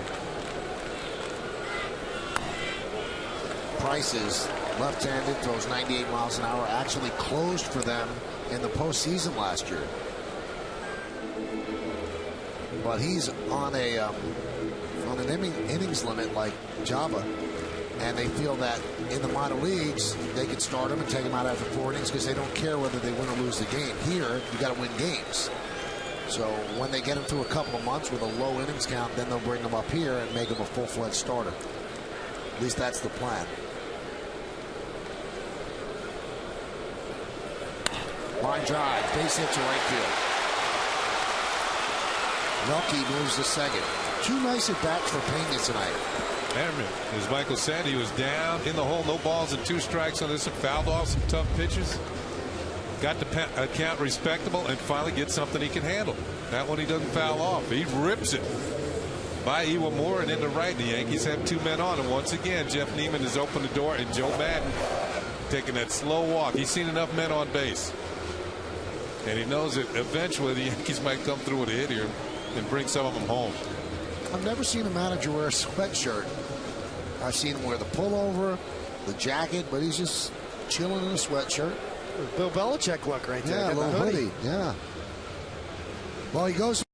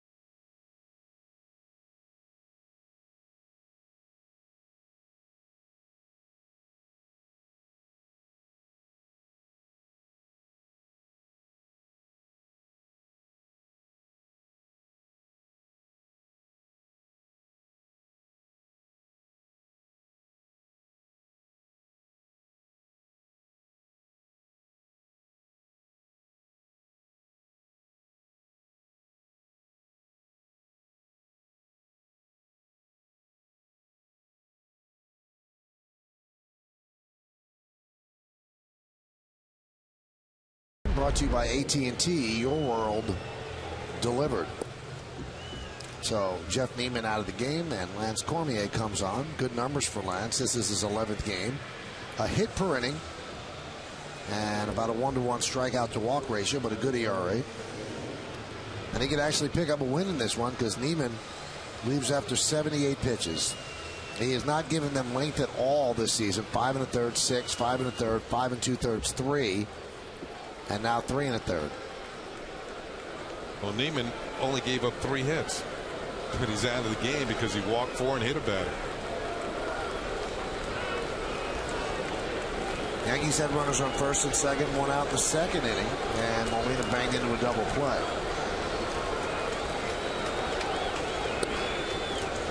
Cormier starts him off inside, 1-0.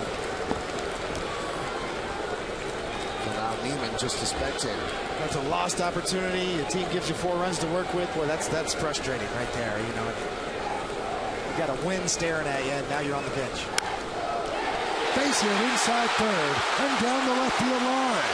Cabrera scores. Pena will stop at third. It's an RBI double for Molina. Yankees on the board.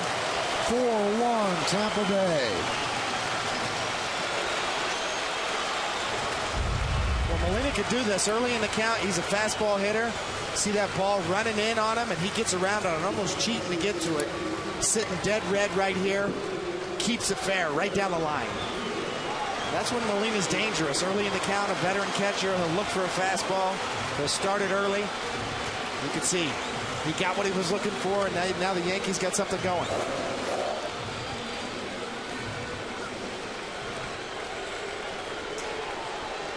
I'll tell you, as Michael said, we got a pretty good crowd here tonight, and they're looking to let loose.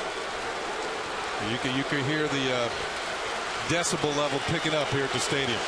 Here's Jeter. Outside, the 1-0. A ground ball would make it 4-2. The infield is back, but Jeter's looking for more than that. Crowd has not had much to cheer about. I told you the Yankees have not had a lead since the 5th inning on Saturday. Today's Thursday. So trying to battle back. And line right at Iwamura. 2 away.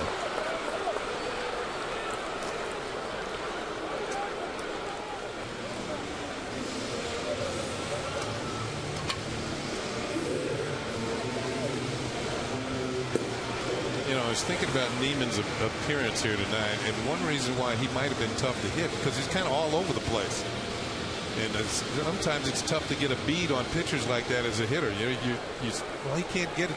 He's looking for the middle of the play. He's just as apt to throw and hit you as throwing right down the middle. Those guys are tough to hit. See the veteran Burrow working on him, trying to pump him back up. A little schooling going on right there. But you're right, Singy, and plus he has a little movement. He throws a little, moving fastball. So he didn't know where it was going either. So, as a hitter, it's hard to predict.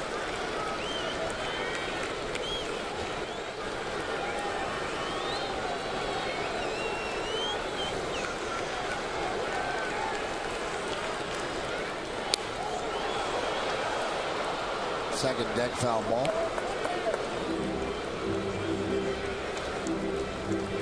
Yankees got the right guy up. I mean, as we said before, Johnny Damon's been the one guy that's been a spark plug for the Yankees. And even though they've obviously struggled with runners in scoring position, now you got a big situation with 2 outs. This would be a huge hit for Johnny Damon and the Yankees to get him right back in this game. Line drive, right field. Going back, Zobrist hits over his head. 1 hop up against the wall. 2-run score. A 2-run double for Damon. And the Yankees have closed to within 4-3. A big base hit for Johnny Damon. And that's the look of a starting pitcher whose earned runs just came around the score. I know that feeling. But as we said, Johnny Damon gets a fastball down and in right where he likes it. Look at him. That's why lefties can just drop the head on that pitch. It's the shortest route to the ball. Johnny Damon's got pop. We've seen him drive the ball on the second deck. This one's a line drive. 1 hops the wall. You got a double and a 2-out situation where he picks up 2 big RBIs. And from a Cormier's standpoint, he shouldn't be giving up a double like this on an 0-2 pitch. Here's Mark Teixeira. And a strike to Teixeira today. Had a runner at third with 1 out. Didn't get him in. Grounded back to the pitcher. That was in the first. And then had runners on first and second. Nobody out in the third. And flew out to left. There's a strike. Staying with the breaking ball. If they throw him a fastball here, it's going to be up out of the zone just to try and get him to chase it. Shift is on. 3 infielders on the right side. Longoria on the left side. Missed outside. Only mentioned yesterday, that's the scouting report right now on Teixeira. Just keep throwing him breaking balls. He's too anxious.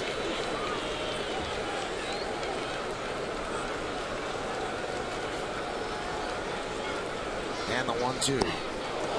Off-speed pitch, and Teixeira goes down on strikes, and more boos for him.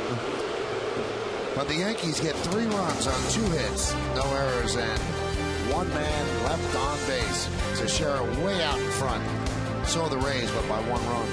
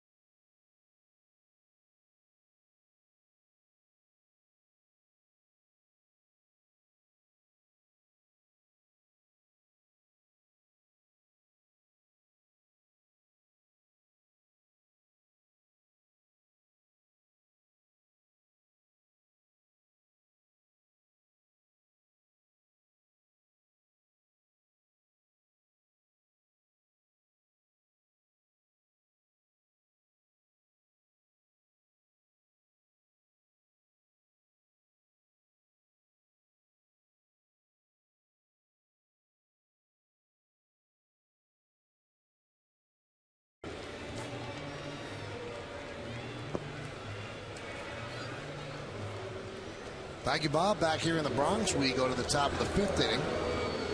And the Rays' 4-0 lead has been cut to 4-3 as the Yankees rally for 3 runs in the bottom of the 4th. As you can see on the Lexus scoreboard, 4-6-0, leading 3-5-0. So Andy Pettitte back in the game. Now he has to shut down the Rays here in the 5th. He has 78 pitches and deals to the top of the lineup. And there's a breaking ball strike to Bartlett. Well, you're right, Michael. You're back in the game. Andy Pettitte with new life, and you got to take advantage of it right here. You send a message to your team. You get them right back in the dugout right here. You're back in this game. You got a chance to redeem yourself right now. Fastball upstairs. You know, I mentioned a little bit about Andy Pettitte's pedigree coming in. You know, his winning percentage as a Yankee just phenomenal. 5 times in Andy's career, he's finished 6th or better in the Cy Young Award winning or Cy Young Award voting. He was 2nd in '96. See his pitch count right there. His current .629 winning percentage is 9th active and 53rd all time. Tremendous pedigree. You can see kind of renewed game face going on right now. He really got picked up. Johnny Damon with a huge 2-out double, scored 2 runs. Grounded to short. Jeter. On the roll.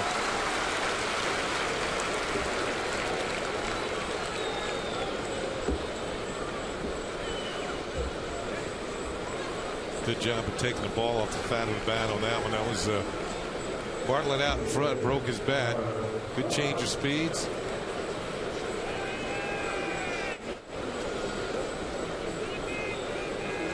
And here's Carl Crawford.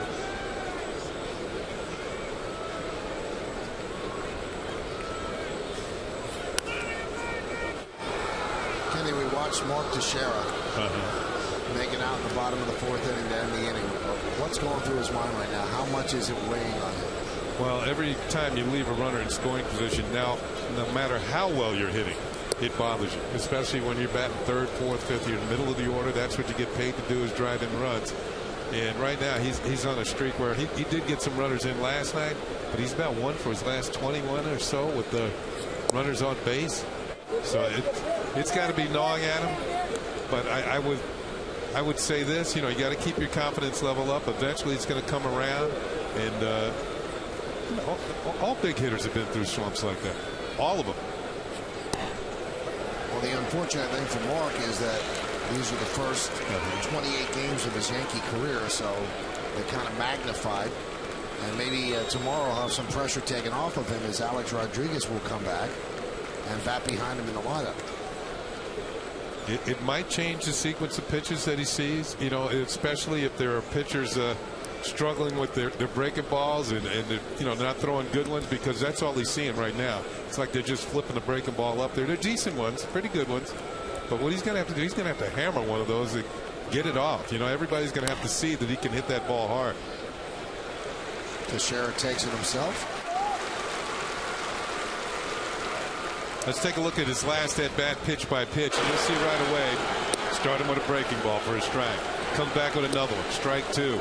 So that's how they get ahead right now. Fastball or changeup down and away, and then another breaking ball. Took a little more off of that one, got him out in front, and struck him out. He's going to have to hit one of those eventually, because everybody's got the video. They're watching all this video.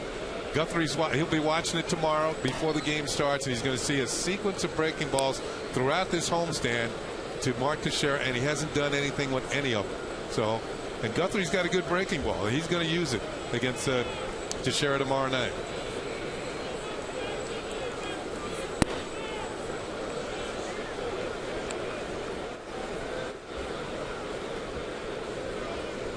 I think that is one of the major differences between when I played and now, because everything is out there in the open for everybody to see. You know, word of mouth is one thing back then. I mean, there's guys in California watching this game right now. Ball clubs, you know, their games have barely started, or haven't started, I should say. They're watching this game right now, and they're seeing what's going on with Mark Teixeira. And pitchers are sitting around there watching this and say, well, eventually he's going to come out here, but we're going to come east, and maybe that'll work then. But, you know, things might change between now and then. At least if you're a Yankee fan, you hope so.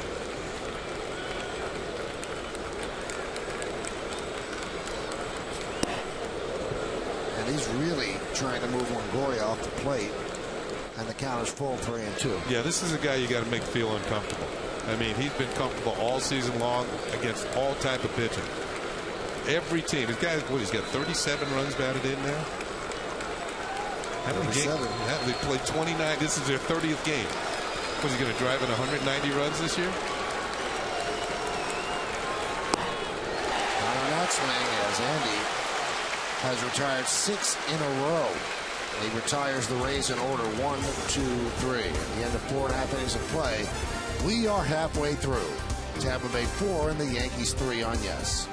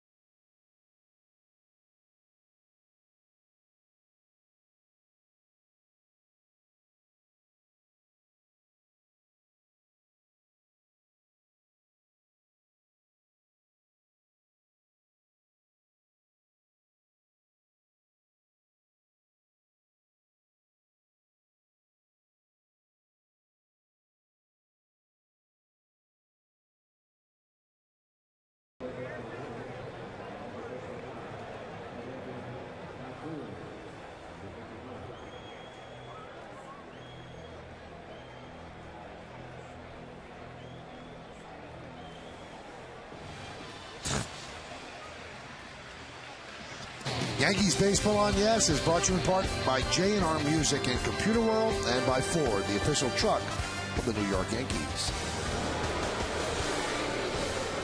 And the pitch to Matsui is low as we start the bottom of the 5th inning. Tampa Bay leads the Yankees 4-3. Had a 2-0 lead, then a 4-0 lead, with 3 runs by the Yankees in the bottom of the 4th. Has tightened this one up. Andy Pettitte did his job, got his team right back in the dugout with a 1-2-3 inning, and you can almost sense the momentum shift. And the Yankees can get some base runners this inning. It'll be a great sign for them, as we've noted their struggles as of late.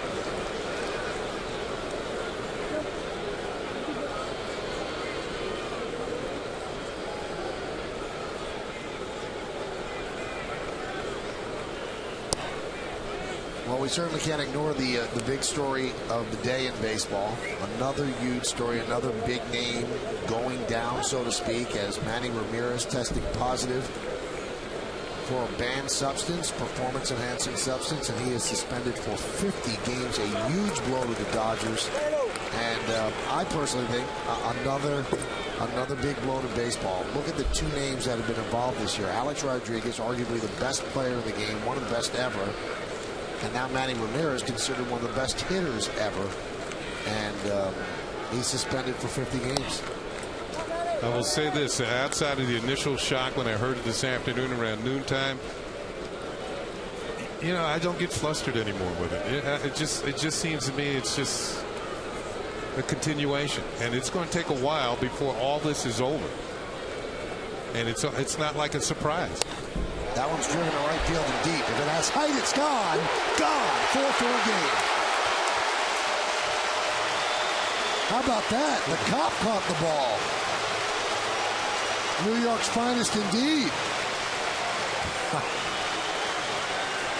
Matsui with a bullet home run.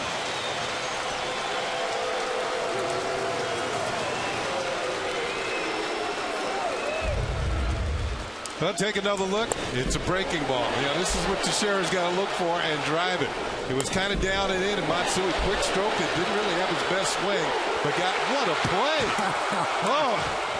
Got in front of it. This is how you do it. Block it. Right in front of it, off the chest. That's one of New York's finest right there. That's what he does with the ball. He gives it to the kid in the Ranger jersey because he knows he's feeling bad about the way the season ended.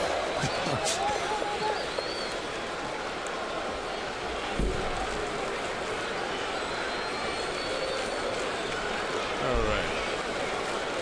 Secure it. I'm going to hide it.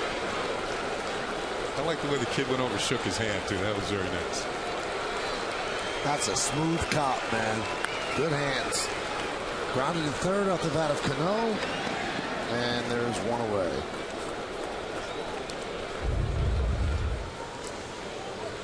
And a very polite young man as well. Thank you, sir. May I have another? He's got one of those throwback jerseys. Yager.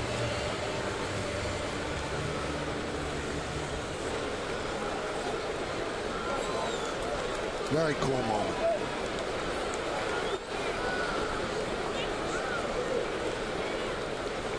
Here's Nick Swisher. So a 4-4 game. Yankees have come back to tie it up. And a strike.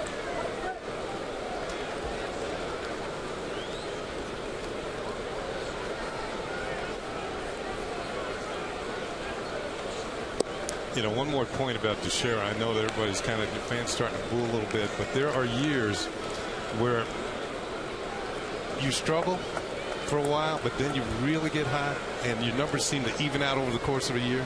And there are years. Ground ball to second, and Swisher's now 0 for 3. And there are years where you're just consistent. Every month you drive in 15 to 20 runs. But there are years where you struggle.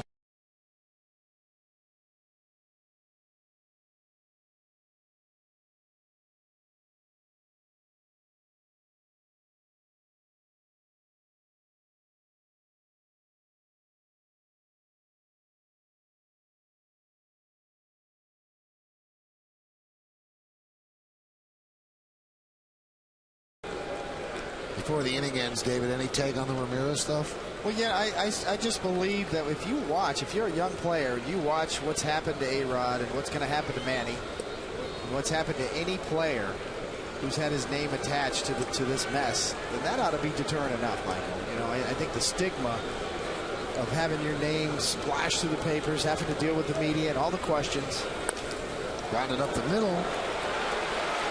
And off the glove of Bartlett into center field for a base hit. So Melky's 1 for 1 with his 2 walks. But just to finish that point, Michael, yeah, that should be deterrent enough. 50 game suspension. I think the Dodgers will probably be okay without Manny. They've got a great team. They've got Juan Pierre to play left field for him while he's out for 50 games. But Manny's going to lose over $7 million in salary over this. Certainly he's made a lot in his career, but to me that doesn't matter. 50 games, $7 million lost. It's more about having your name attached to this that is the biggest deterrent of all. If you're a young player watching this, you should not want to go through that. How about his Hall of Fame credibility? Yep. Here's Ramiro Pena. Now looking in the on-deck circle, you wonder what's happening now. That's Francisco Cervelli. So Jose Molina is going to be taken out of the game. You don't pinch hit for Molina here unless he's injured, so the Yankees can ill afford to have their second catcher go down. Posada is already on the DL. And as soon as we find out anything about Molina, we will get it to you.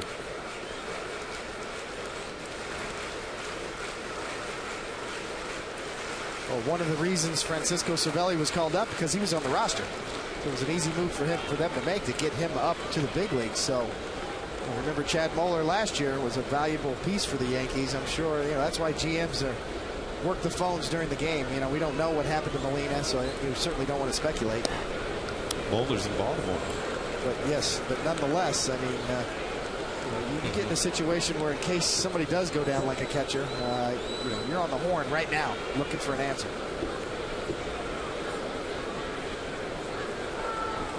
Yankees have another catcher in the minors, Kevin Cash. Slow roller back to the mound. And they just get Pena, although Cash is not on the 40-man. So they would have to make a maneuver to get him up. There's a happy young man. Why is he happy?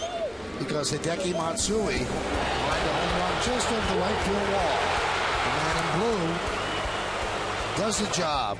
Hands out a souvenir, and the Yankees get themselves a tie game.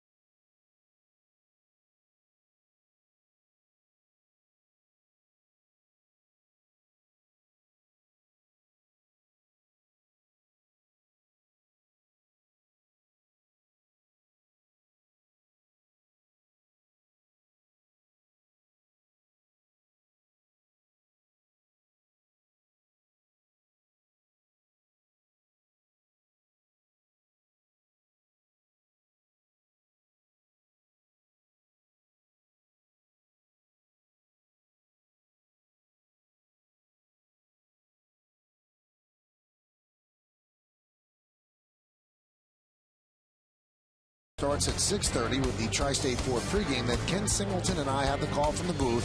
A-Rod returns. Yankees-Orioles starting tomorrow at 6:30 only on Yes. Francisco Cervelli takes over behind the plate. Molina lifted. Obviously, some sort of injury occurred, and as soon as we find out what it is, we will try to tell you. There's a strike. This is Molina scoring in the 4th inning, and it looks like he pulled something there. Oh, man. Not good.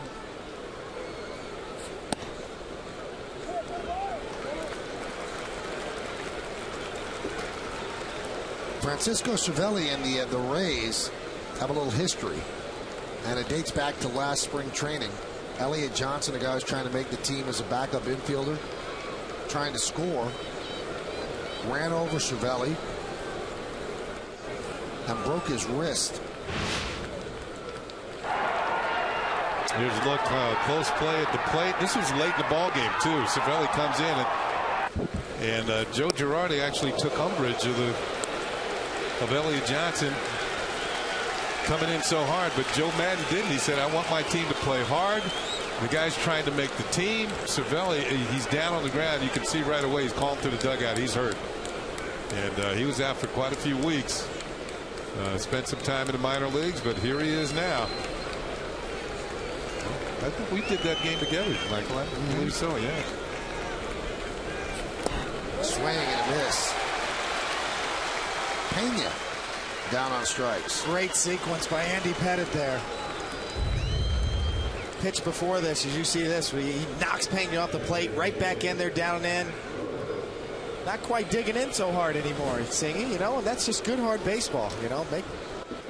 This is what I'm talking about. You know, Pena's been digging in, getting good swings. Hey, that's a quality pitch, up and in. It's not by his head. Spun him around, got him off the dish. A little uncomfortable, comes right back in there and strikes him out.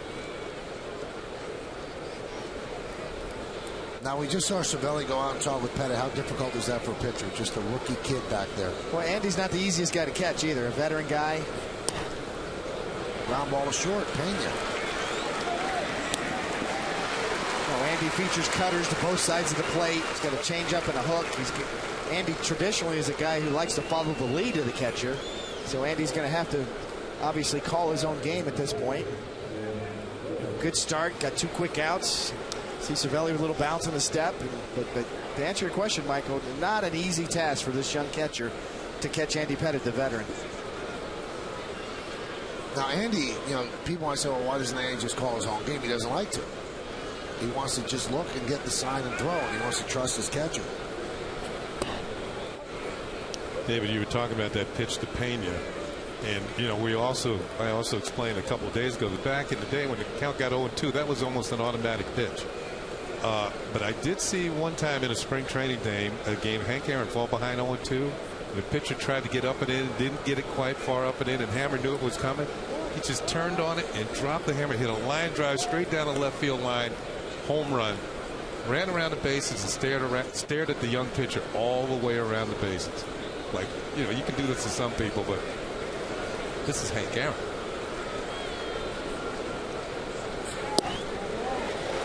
Now, Pettitte could get this inning done and not have that much over 100 pitches at 102 right now. He might have a 7th inning in him.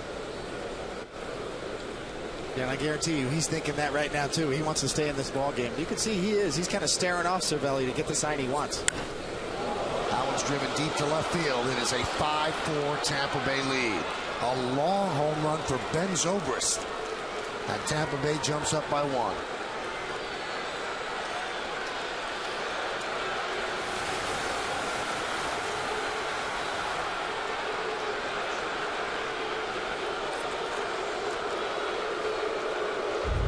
Andy has been sharp, but this one he's going to want back. A big, high, flat curveball. He knows it right there. This is a backbreaker, and Zobrist just launches it deep. That's probably the worst pitch Pettitte's thrown since he gave up the 4 runs. He's really been sharp, really held the Rays at bay and allowed the Yankees to get back in, and that's the one pitch that he would love back when he talks about this game afterwards.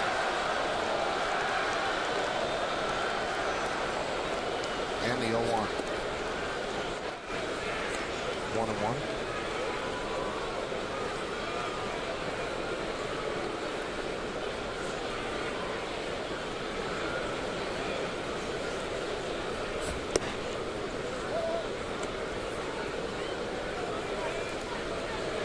Well, Girardi's going to let him finish this inning at 106. He probably doesn't bring him out for the 7th. There's no action in the bullpen at this point.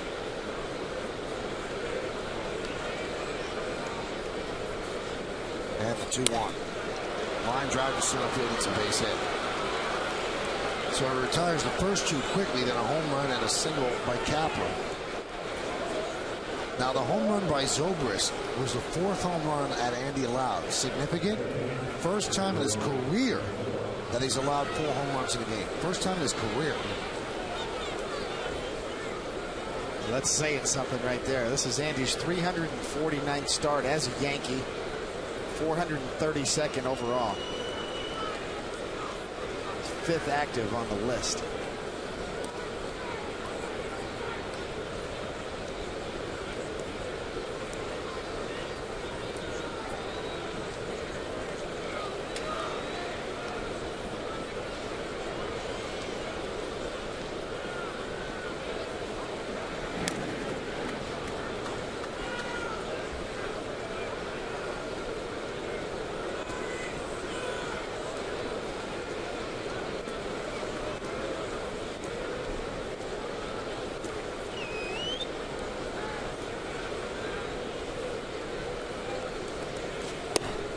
A lot of times when you see a base stolen against Andy Pettitte, and it's difficult because everybody's feared of his move, but it's usually when first moving they go. It's almost as if you got a 50-50 chance if he's going to come over the first base or not. And with 2 outs, the Rays might be thinking about getting another runner in the scoring position here. Catches the outside corner. 1-1. We're in the top of the 6th inning, and the Rays lead 5-4. 4 home runs Pettitte's allowed, 3 solo shots. The other one a 2-run blast by Longoria. Bartlett and Pena in the first, Longoria in the third, and Zobrist here in the sixth.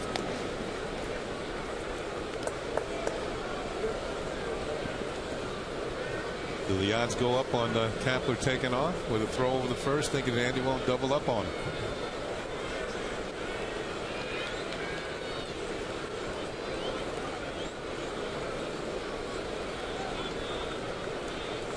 And the 1-1. Foul back.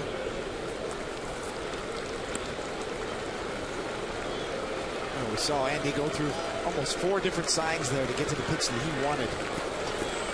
There's a different rhythm with the Cervelli than there was with Molina.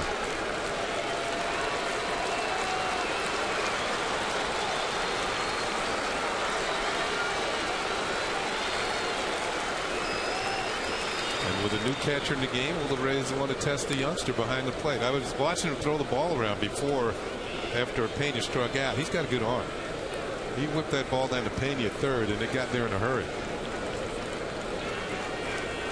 I don't know how accurate he is, but maybe we'll find out soon.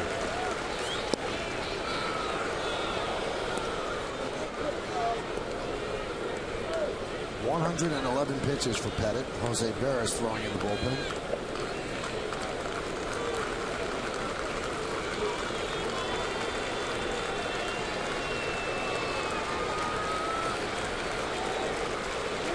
Runner goes. Cervelli short hops to second. Backing up is Cano, so a stolen base for Kapler. You called it, Sing. He's just going on first move. Kapler's just guessing. The minute Andy lifted his leg, he's gone. That's a tremendous jump. Cervelli really doesn't have much of a chance. Quick release, even though he short hopped it. Jeter does a good job of just getting a glove on that, keeping it in the infield.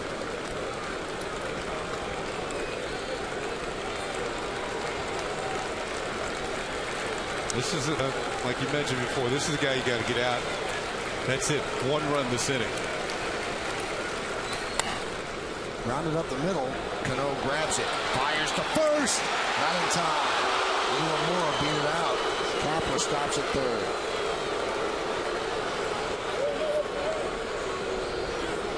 That's part of the Rays game. They have excellent team speed, and Iwamura keeps the inning going by beating out an infield hit.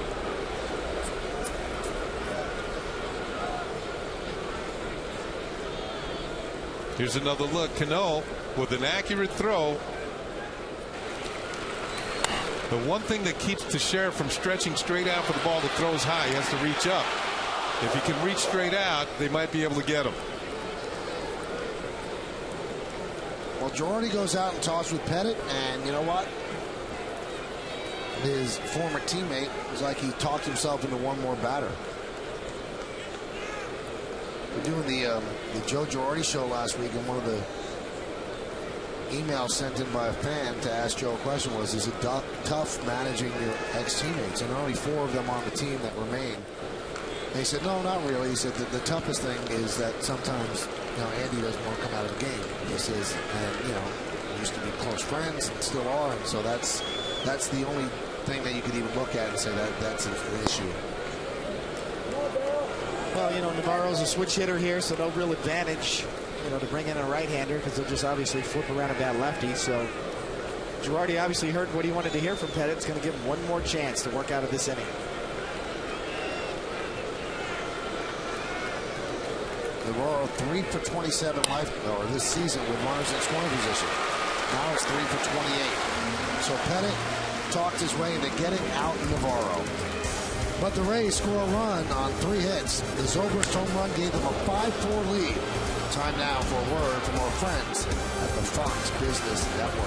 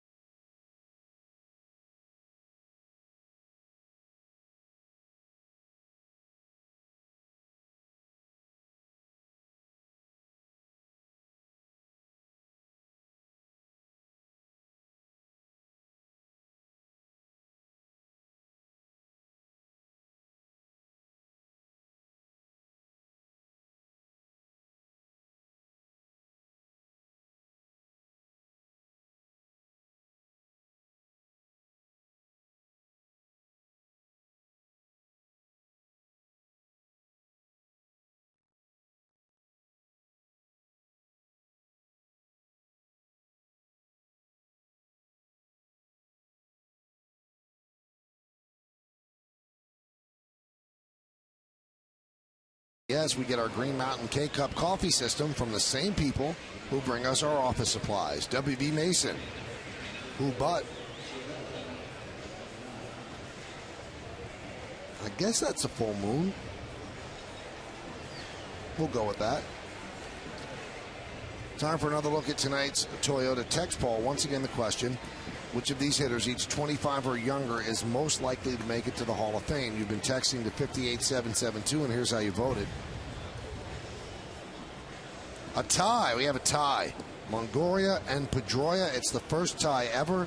An historic vote here on yes. 20% for Hanley Ramirez and just 8% for Nick Markakis, who we'll see tomorrow. But that's exciting, a tie. Should we have a runoff? No, I think we'll check with Florida to see how they vote. Well, yeah, just to give you an update, Michael, Pedroia's 2 for 3 tonight with 3 RBIs, and Boston's up 13-2 against Cleveland. Jason Bay, another home run. Manny Ramirez's replacement up in Boston, obviously, we've talked about. Jason Bay is off to a sizzling start this year, and you wonder how they're feeling up in Boston with him as their left fielder right now. Here's Francisco Cervelli, not his first big league at bat. Last year he was 0 for 5. This season with Trenton wasn't exactly tearing it up. And that's Double-A. Kevin Cash is at Triple-A. And I mentioned Cash is the veteran. Used to be with the Red Sox. You see J.P. Howell, the new pitcher for the Rays, and what he's done. But Cash is not on the 40-man roster. And for those that are not familiar with that maneuver, you have to be on the 40 to get onto the 25. Now, some teams will have 38 on the 40-man. Some will be right up against it, 40 on the 40-man. So the Yankees would have to make a maneuver to get Cash onto the 40-man and then move him up to replace an injured Molina if it is, in fact, a disabling injury.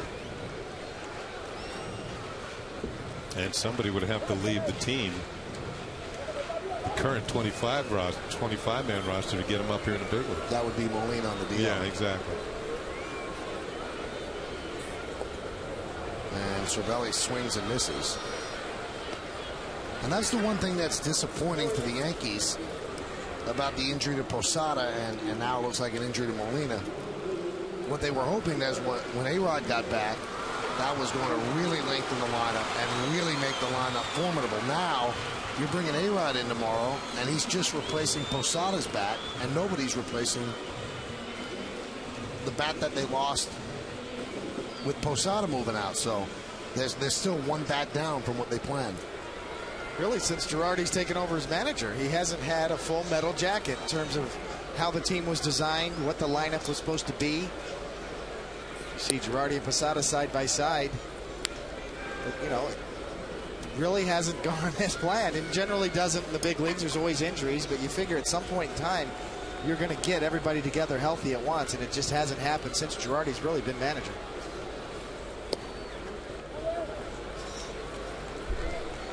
These two were teammates on the WBC team. That's Howell, which pitching for the U.S. team, and this is his 14th appearance of the year. He's been a busy man.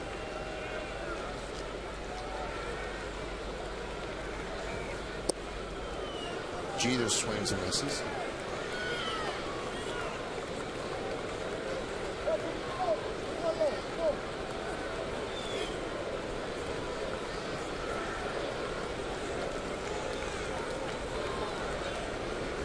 J.P. Howell pitches from the extreme third base side of the rubber. You see him kind of turned and closed right there, trying to get that angle inside on righties. Jeter down looking. That's what he does so well. He's almost more effective against right-handed batters than lefties, and I think the numbers will bear that out. But that's one of the reasons you pitch way over here, and he pounds righties in with sliders and then freezes Jeter with a fastball right there.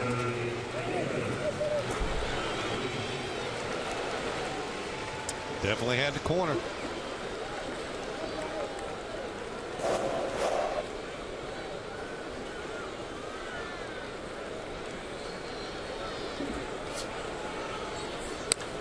Damon rips one foul.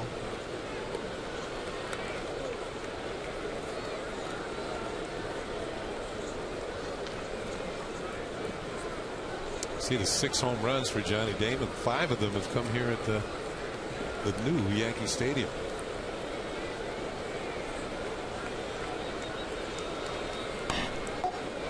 Johnny had Longoria back, was trying to get a push base hit, bring up Teixeira.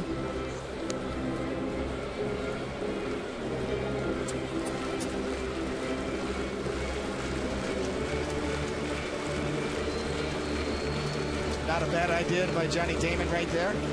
Swinging a hot bat. Longoria way back. 2 outs, trying to get on base. Maybe give Teixeira a chance to hit with runners on.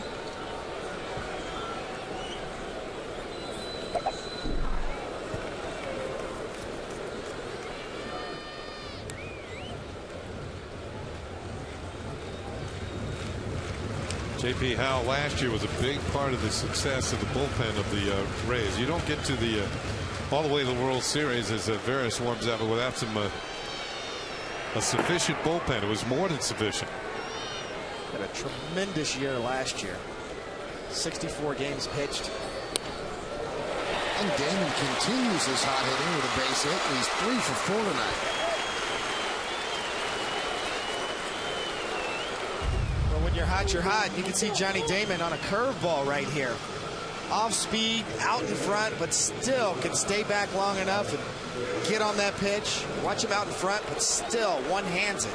That's a Johnny Damon style. That's how you can stay long through the zone. Lets that hand come off the bat, stays through it, hooks it. Doesn't hit it hard, but gets a knock. J.P. Howell last year, 64 games pitched, 89 innings.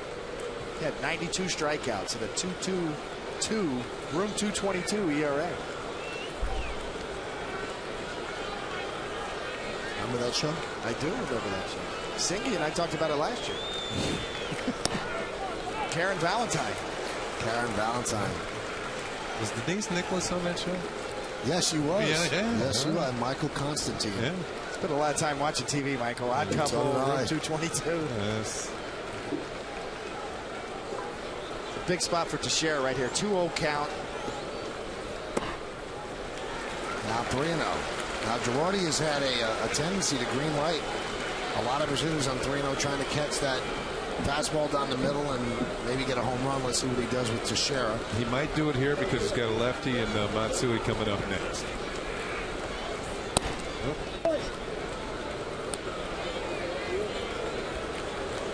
Teixeira with a big hit last night in the rain. Bases loaded, 2 outs. He gets a double, clears the bases.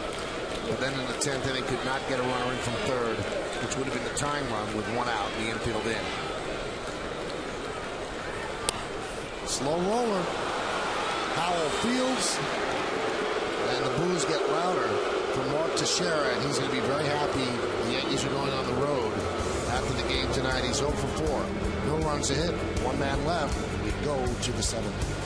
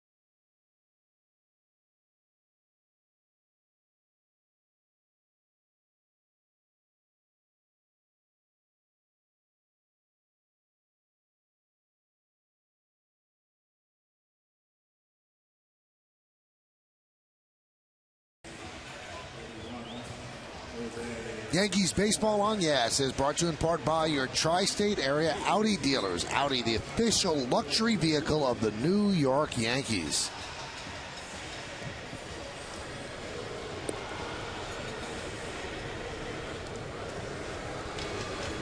Well, Andy Pettit's night is over as he turns the ball over to Jose Veras.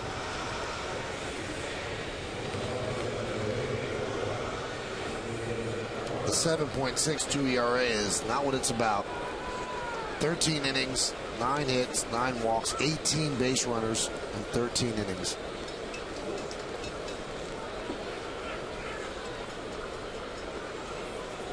And he'll face the top of the order. Here's Bartlett. And there's a strike. When Veras throws strikes, his stuff is crisp, it's dominating. But he's a max effort guy, and it's hard to keep those mechanics in sync. And sometimes he's all over the place. Off-speed pitch.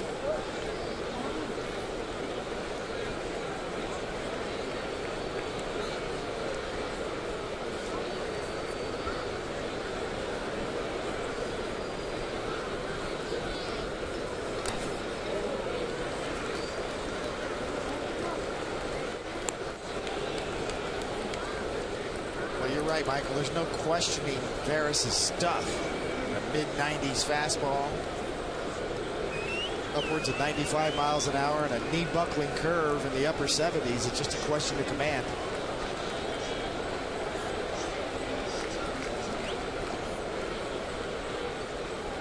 Breaking ball, strike 3. That's what he can do. Well, they've announced the injury. Molina left with a strained left quad. There's a good hook in there for call strike 3. Bartlett's an interesting choice with Upton out of the lineup tonight to be the leadoff hitter, because Bartlett's had over 100 at bats now and has only walked 4 times. But Joe Madden made the choice, and Bartlett led the game off with a home run. And there's a strike to Crawford. And Jose Molina is going to have an MRI tonight, at some point tonight, to see how serious the quad injury is. Quads are never good. Well, especially for a catcher. For obvious reasons, as catchers have to squat. And if you've got a quad that's bothering you and you've got to get behind that plate and get down on that crouch, that is a devastating potential injury. Obviously, we don't want to jump the gun. The MRI could be clean. Maybe he will be fine in a few days, or certainly the Yankees hope so. But when you're talking quads and catchers, that's very difficult. Not only do you have to squat, you have to come out of that squat quickly and, maneuver on pitches in the dirt and all that sort of thing.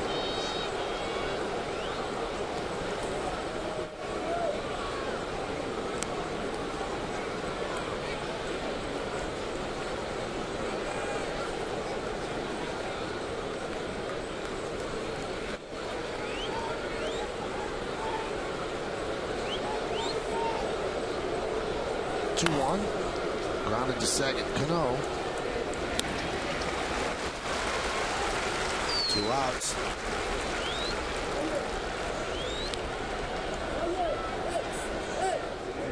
Manager Joe Girardi has talked a lot about Veras and how well he did last year for the Yankees and the need to get him going. So you almost get the sense of Jose Veras every outing, including this one, obviously.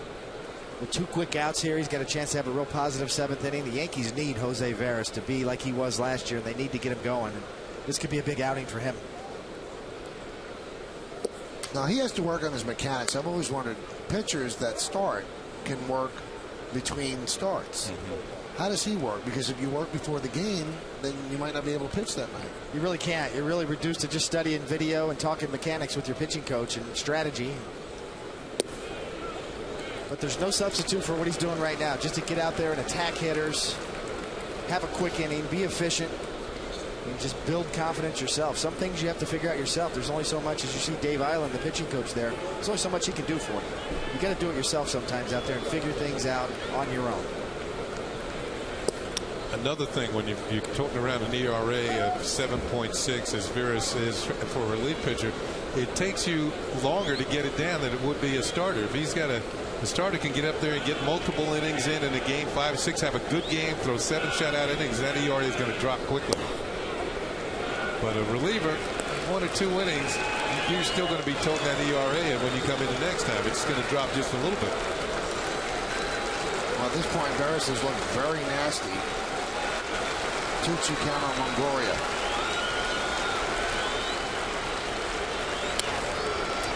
So for me, an ERA for a reliever is not quite the indicator it would be for a starting pitcher.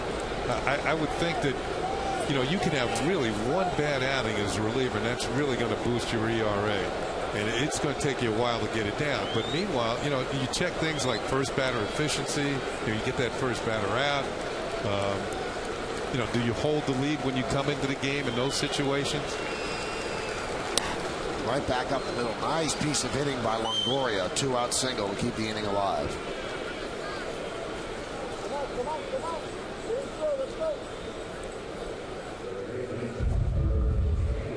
Well, another good breaking ball, but Longoria's got that kind of reach. Look at him reach out. That ball's off the plate. Here's the outside corner right up this way. You know, maybe too many pitches away. I don't know. You know, the sequence there, about 5 straight pitches away, fastballs and breaking balls. But you can see this ball's off the plate. And that's the kind of hitter Longoria is. We saw him earlier in the game reach out there and take Andy Pettitte deep on a pitch on the outside corner. You know, he's got that kind of play coverage. Really, really nice piece of hit. Yeah, when you've got 2 strikes, you'll take that type of hit. Here's Pena. Yankees trail 5-4. Fastball away, 1-0. Longoria, there's just no one way to get him out. It's just mix it up, down, in and out. You know, as a pitcher singing, I used to look at the 4 quadrants, up and in, up and away, down and in, down and away. And you got to use them all with hitters like Longoria. You got to just give them different looks, bounce back and forth, side to side. I hope you stay one step ahead of him. When you say the 4 quadrants, you mean like up and in, up and away, down and away, down and in. Exactly. You got to use them all. You know, and as we saw with Andy Pettitte coming out, you know, he threw 11 straight strikes to start this game and gave up some bullets. And a lot of those pitches weren't that bad. You know, but sometimes you just stay on the same plane, down and away and down and in. You forget about the up and in and up and away. Changing the eye level, excuse me, Michael, changing the eye level of a hitter, to me, was extremely important. It's not just about down and away, hitting the target all the time, as you see Pena right here. See, this one's up. So you're thinking next pitch, splitter in the dirt.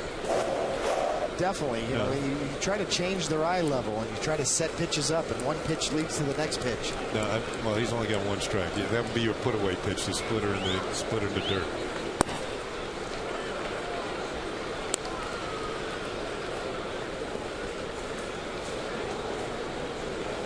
We've seen Pena burn the Yankees with fastballs in this series and launch some long home runs. And here's a fastball situation.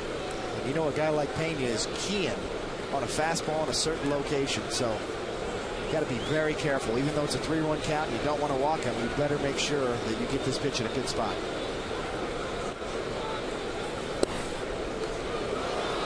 And he misses, so a walk to Pena. Runners on first and second with 2 outs. Joe Girardi comes out and talks to Veras. We'll see how he attacks him. Fastball way off the plate. Up. Now you're down 2-0. Fastball up a little bit more. Gets Pena to swing through it way up and away. It's almost like he didn't want any part of him right there. Everything was away or up a little bit. He never got in the position to go side to side and expand the zone. You know, when you look at the lineup now, Pat Burrell's not going nearly as well as Longoria and Pena. So I'm not all that distressed by that base on balls. You know, this is a guy you want to get out, get this inning over with.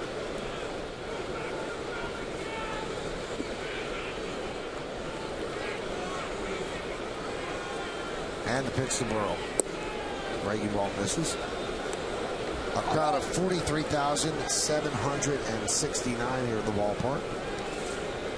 So every night it's right around 42, 43.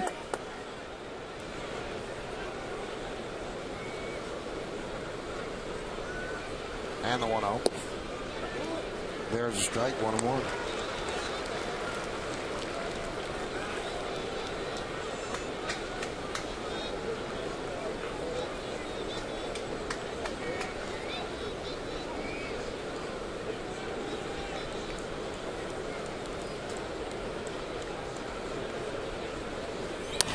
Line drive, base hit to left center field. A big base hit for Burrell.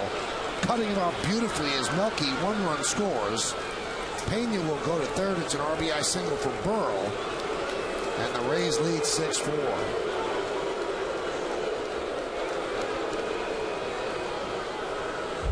You can see the frustration on everybody's face, and Burrell's always been a good fastball hitter, and this one runs right back to the middle.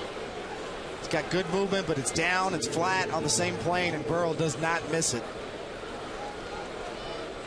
You know, Vargas gets 2 quick outs. Longoria with a base hit up the middle on a good pitch. You pitch around Pena, and now Burrell burns you.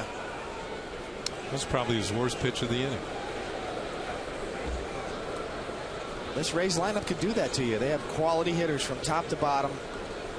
They can beat you in a lot of different ways. They were not the division champs and got to the World Series for nothing last year.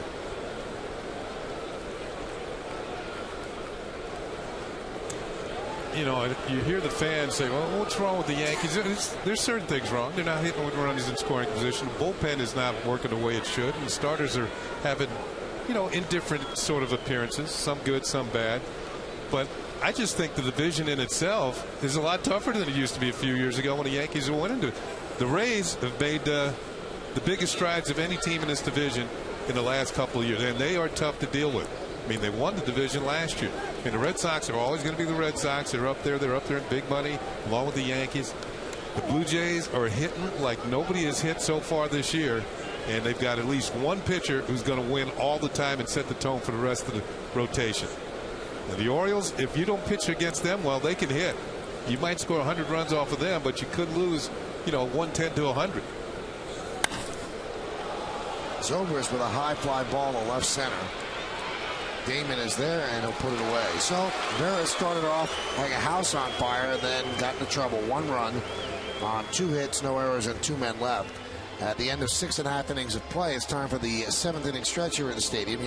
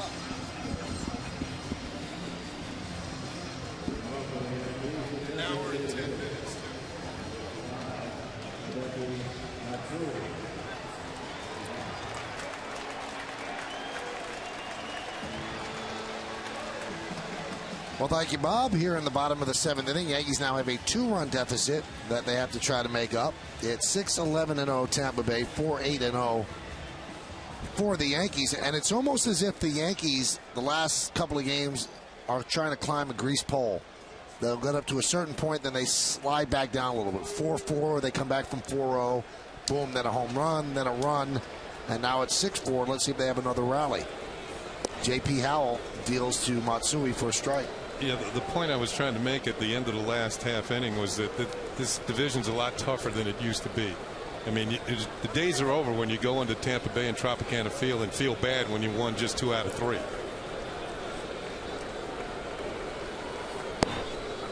It used to be a 2-team division. It is not that way anymore.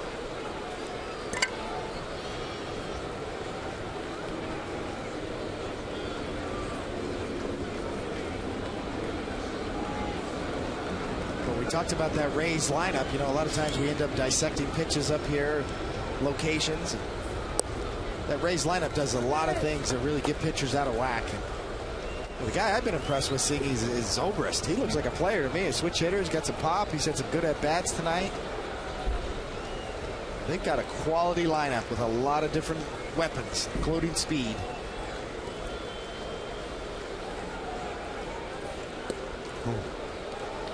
I got a piece of Dale Scott. Now, Zobrist is a good athlete. I mean, when you can play as multiple positions as he can play, and he's got what, 5 home runs now. He's a good-looking player to me. You know, we saw him last year a little bit, and certainly he's been on the come for a while. But had a strong start to this year. He's looked impressive tonight. 5 home runs and 61 at bats. Ground ball to Iwamura. 1 away.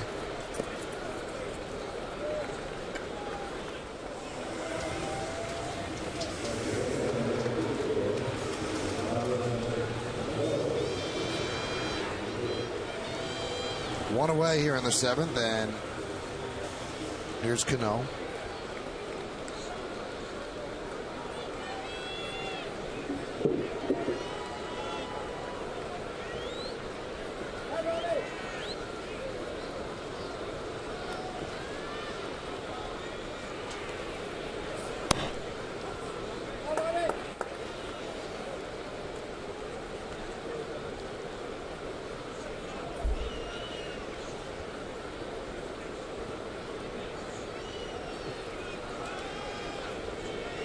Cano tonight is 0 for 3. He's really in his first slump, 5 for 28. And the count is 0-2.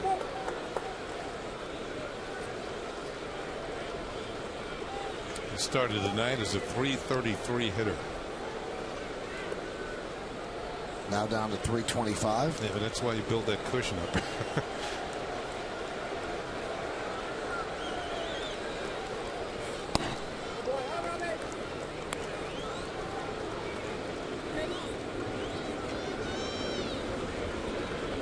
Yankees have lost 4 in a row, trying to avoid a 5-game slide, and also trying to avoid going 2 games under 500.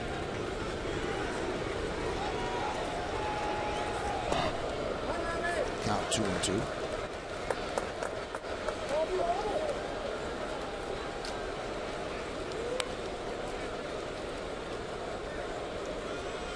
We've seen, as you said, Michael, the momentum shift in this game back and forth. Obviously, the Rays jumped up early. The Yankees got back in it. Johnny Damon, a big part of it. It's also a chance for momentum right here. Obviously, the Rays are back up to 6-4. If they can get back in the dugout with no damage in this inning, the momentum clearly has swung back in their favor with J.P. Howell on the mound. Yankees, conversely, trying to strike back, trying to answer, with the Rays scoring in the top of the 7th to go up 6-4. Another one of those innings that's a big momentum turner. The Yankees are in a position to have to try to answer right now.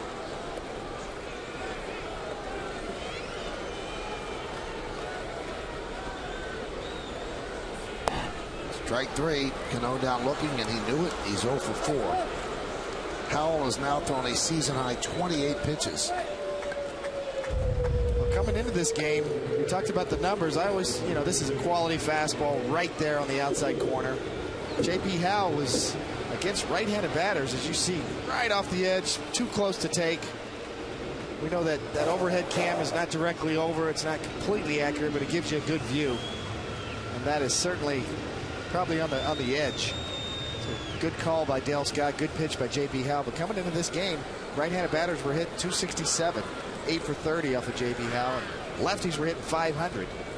5 for 10. Obviously getting those two lefties out to start this inning will change that. Part of the reason, Singy, is you see J.P. Howell pitching from the extreme third base side of the rubber. What that does is give you an angle on the right side of the plate, either inside to righties or obviously away from lefties.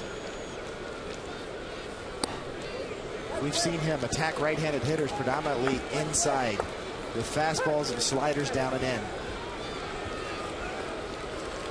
So he's relying on his ability to throw the ball hard. Make you swing the bat, make a hitter just come across with the bat, and then makes your slider effective because you think it's a fastball and you go over the top. He definitely stays on the inner half to right-handed batters frequently. Rarely does he go away.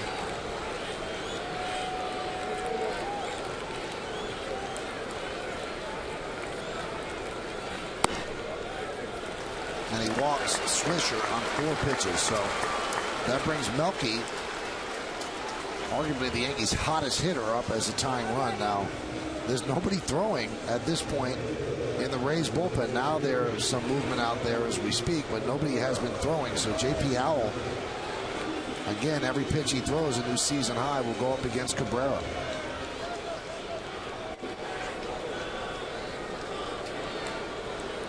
J.P. Howell was a workhorse for the Rays last year. Consecutive days, multiple innings. High fly ball, left field. Crawford.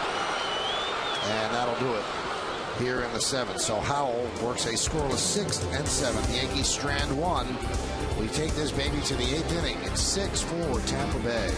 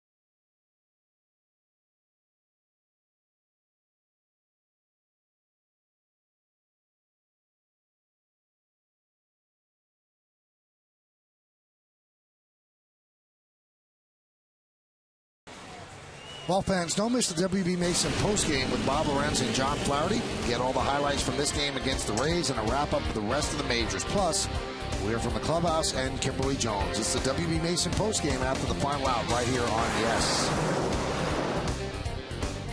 Veras deals to Kapler low and inside 1-0. So Veras gave up a run in the 7th, and he's back out there to pitch the 8th. 6-11-0, leading 4-8-0.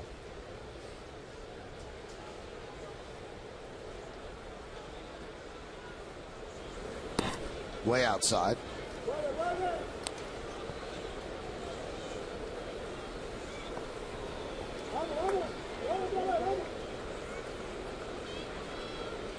mentioned that Zobrist can play all three outfield positions. Same applies to Kapler. It gives Joe Madden extra flexibility, particularly with his outfield. His infield is kind of set.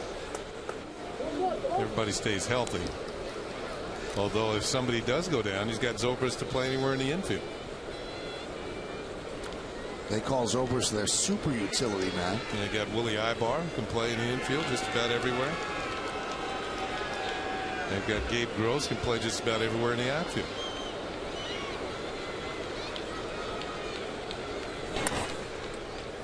Pena.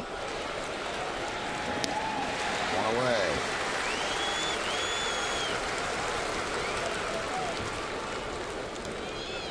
Well, fans, tonight throughout the Yankee season on Yes, we're allowing you to vote along with the three of us here in the booth for the Chevrolet Player of the Game. Text your vote to 58772. And tonight's candidates are number 1, Evan Longoria, number 2, Jason Bartlett, number 3, Johnny Damon, and number 4, Hideki Matsui. Vote now, make your voice heard. Standard text messaging rates apply.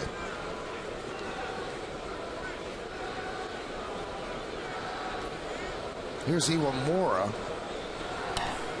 Fouls it back. Iwamura was a third baseman in Japan and a Gold Glove winning third baseman. And he was the third baseman his first year here. But then there was a young fellow by the name of Longoria who was ready to come up, and they moved Iwamura over to second. So after 6 Gold Gloves at third in Japan, he's actually turned into a very good second baseman. And that's hard going from that side of the diamond to the other side, and especially turning the double play where your back is to the runner. And he has not had any problems whatsoever.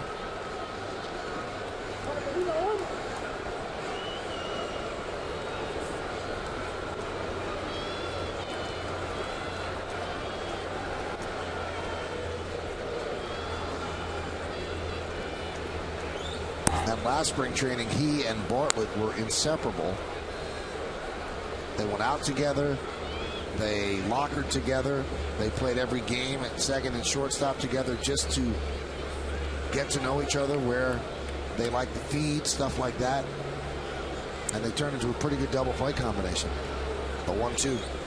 Breaking ball, strike 3. Iwamura down looking.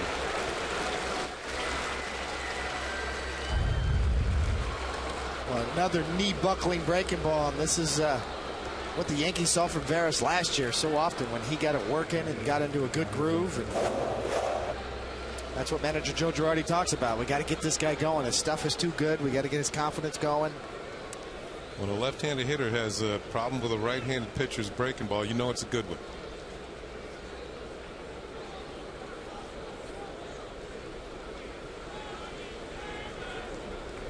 Here's Navarro, 0 for 3 tonight. And a strike along with Ken Singleton and David Cohn on Michael Kay. And you're watching Yankees baseball here on the Yes Network. And we thank you for spending part of your Thursday evening with us. Top of the 8th inning. And the Rays lead the Yankees 6-4. Trying for a sweep of this mini 2-game set.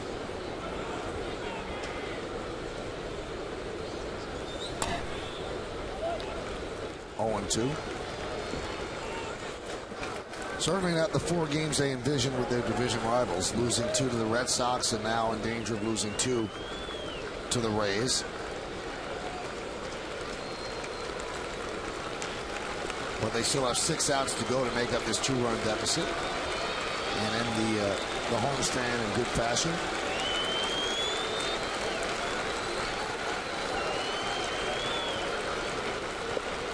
And the 0-2. Grounded softly towards second. Cano waits. And that'll do it. So he gets him on the splitter. And Veras likes what he did. He retires the Rays in order. We go to the bottom of the 8th. Yanks down by 2.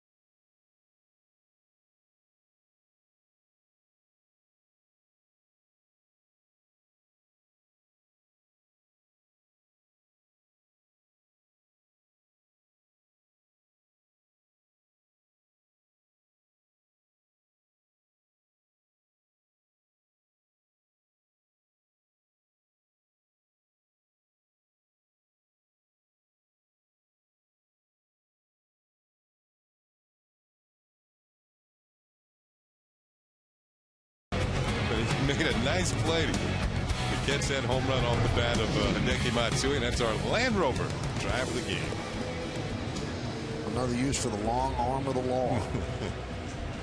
We go to the bottom of the 8th inning. A new pitcher for the Rays. It's Dan Wheeler, as the Yankees will have Pena, Cervelli, and Jeter try to mount some sort of rally here.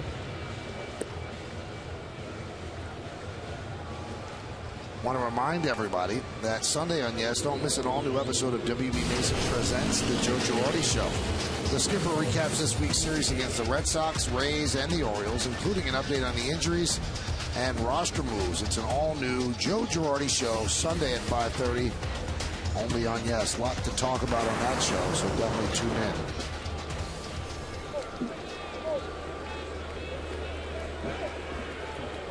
See Dan Wheeler this season, 11 games. ERA's a little high, 9.1 innings, 9 hits, 2 walks, 10 strikeouts. Came in last night, got a big strikeout of Derek Jeter.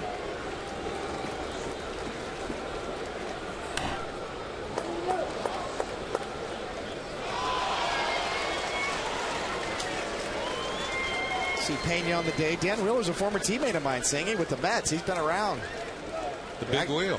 Actually started in Tampa Bay, went to the Mets, Houston, back to the Mets, Houston again, and then found his way back to Tampa Bay. And he's really a solid relief pitcher. Very consistent, good control, very reliable.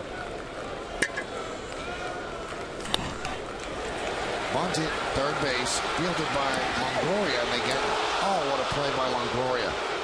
Just nabbed Pena. That was a pretty good bunt. And Longoria charged quickly. And you know he's going to add a Gold Glove to his arsenal. Here's the IOTV HD super shot, and you can see Longoria. The key is that, well, he went with the glove. Usually you see third baseman go with the bare hand. He decides to go with the glove. There's the throw. I'll tell you what, Pena's been out at first base on some close plays. In fact, last night he was safe. Tonight he is out. You can see Pena's foot coming off the bag.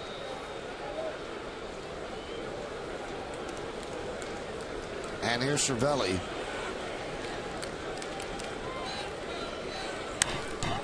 Line drive into left center field. Giving chase is Kapler. He's there.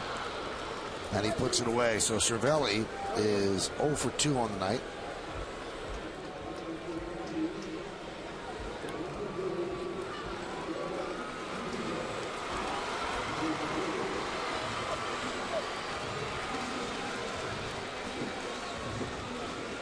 And that's going to bring up Derek Jeter. Derek tonight 1 for 3 with a walk.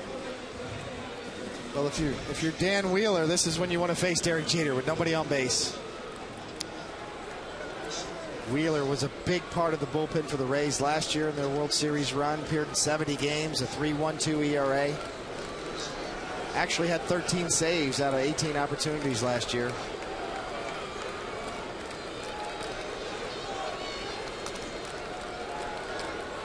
That happened because Percival went on the DL for a while.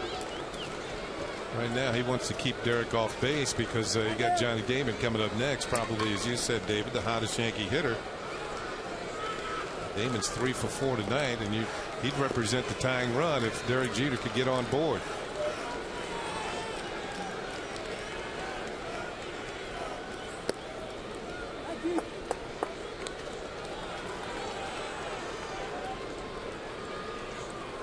Well, Dan Wheeler probably rest assured that he's never going to get ripped by the television broadcasters of the Rays. Dwayne Statz, the play-by-play man for the Rays, happens to be his father-in-law. So that would be very awkward at Thanksgiving. Line drive, a base hit to left center field for Jeter. Yeah, Wheeler is married to Dwayne Stat's daughter, Stephanie, who years ago used to help out in the booths, on the road booth down at Tropicana Field. That was a breaking ball in the middle of the plate. And that's what's supposed to happen to it. It's supposed to be hit hard. Jeter does, and it's into center field, his second hit of the night. And it does bring up Johnny Damon, who represents the tying run.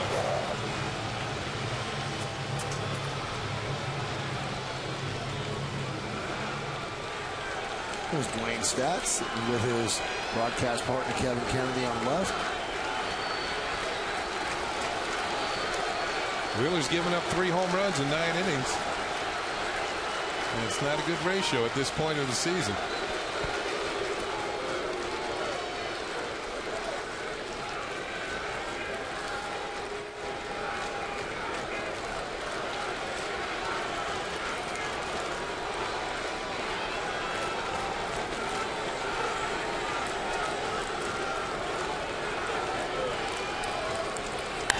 Driven deep to right field. There it goes.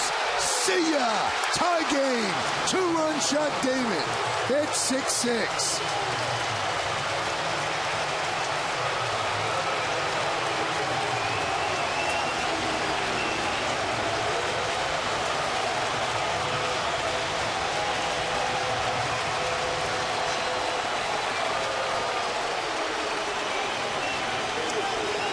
Well, now it's 4 home runs in less than 10 innings given up by Dan Wheeler.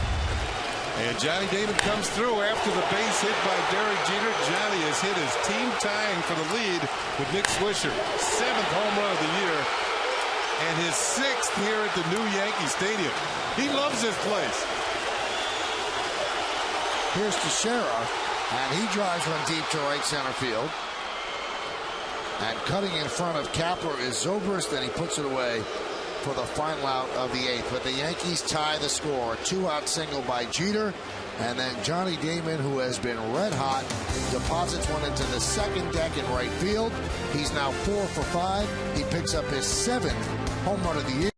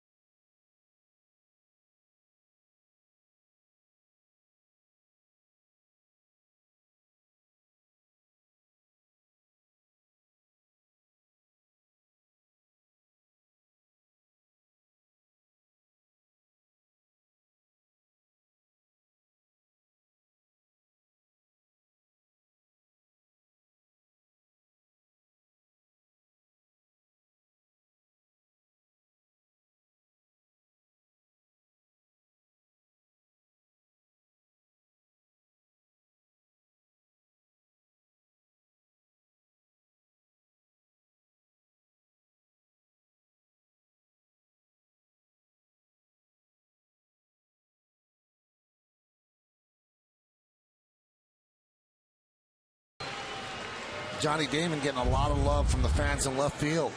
A lot. As he ran out there chanting his name, and he acknowledges the cheers. And they've had a lot to cheer about with Johnny tonight. 4 for 5 and the game-tying 2-run home run. Now, all they need is have something wrong with Cervelli. They have no other catchers, and Gene Monahan tending to Cervelli's eye.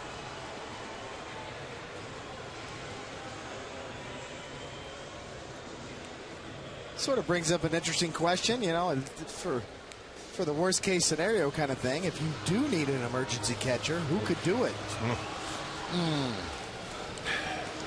It's always a big question for major league teams. I mean, it very rarely happens, but you know what? You should have that plan. And I don't know if Baroa's ever caught before. Or we know Brett Gardner can't do it. He's left-handed. Well, a manager usually looks up and down the bench for a volunteer. Swisher, he'd do anything. But to find a left-handed catcher's mitt. Well, Joe Girardi is now going to call on Mariano Rivera. He had Veras come out to warm up so that Mo had time to warm up. Tie game, 9th inning. You come on back.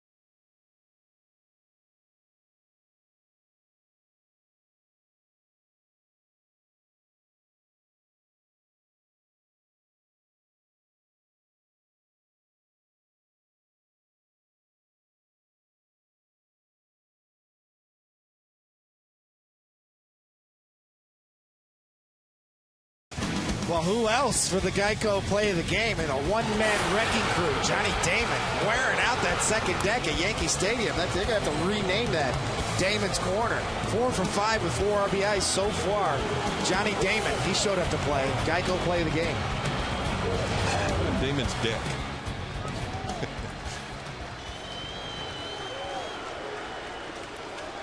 Well, now we are in the 9th inning. It's a 6-6 game. The Yankees have made up deficits of 4-0 and 6-4.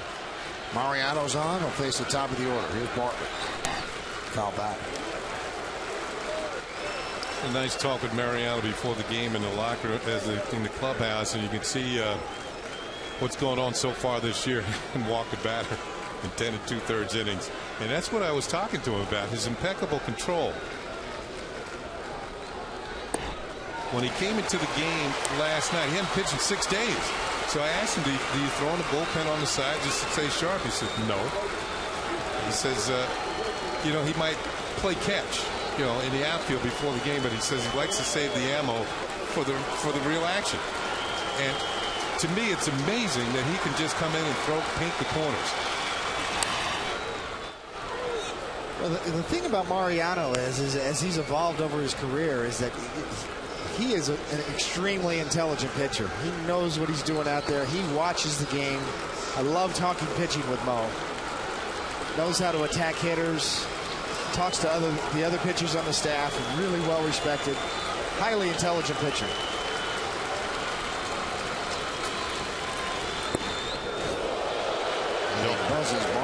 Don't lean out there.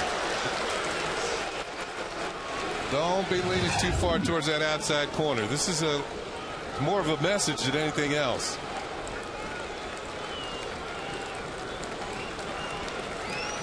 Excellent pitch on that count. Old school. The 1-2. Foul away.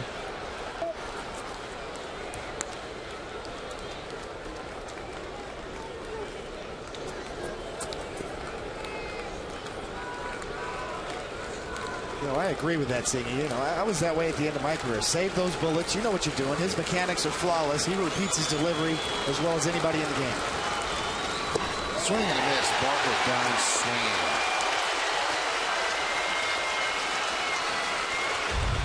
Classic up and in, down and away. And watch Cervelli giving that good target down low. He's been watching Molina. And that is just picture perfect. Late movement. And a lot of it was set up on that pitch that was up and in. Remember early in the bat, he went out there and had a good swing at a pitch out over the plate. Mariano, you saw that. Okay. You want to go out there and see if you can go out there and hit this one. Here's Crawford. Comes in with the cutter, misses inside, 1-0. 6-6 game. Yankees looking to snap a 4-game losing streak. One corner to the other.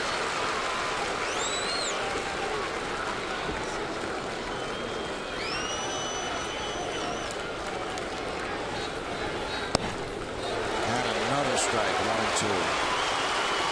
I really like the way Cervelli's setting up back there. Good target. Look at that target. Bam, right to the glove. Just runs across the outside corner.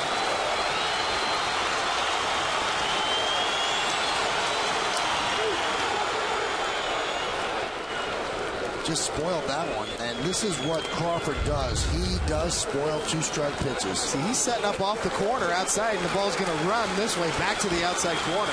So with Mariano Rivera, that's what you want. Almost setting up off the plate, because his movement will run back to the plate. Coming into this game, Crawford had fouled off 101 2-strike pitches.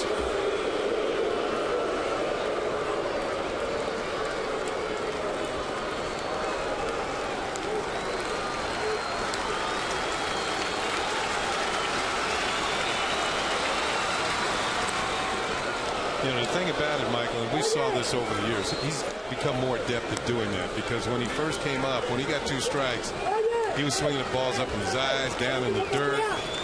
Just to avoid striking out, he would strike himself out.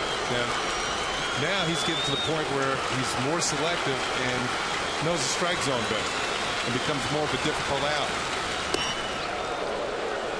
Well, Mo does not want to put him on base to count 2-2. Yankees have kept him from stealing today, and he has had a streak of 9 straight games with a stolen base.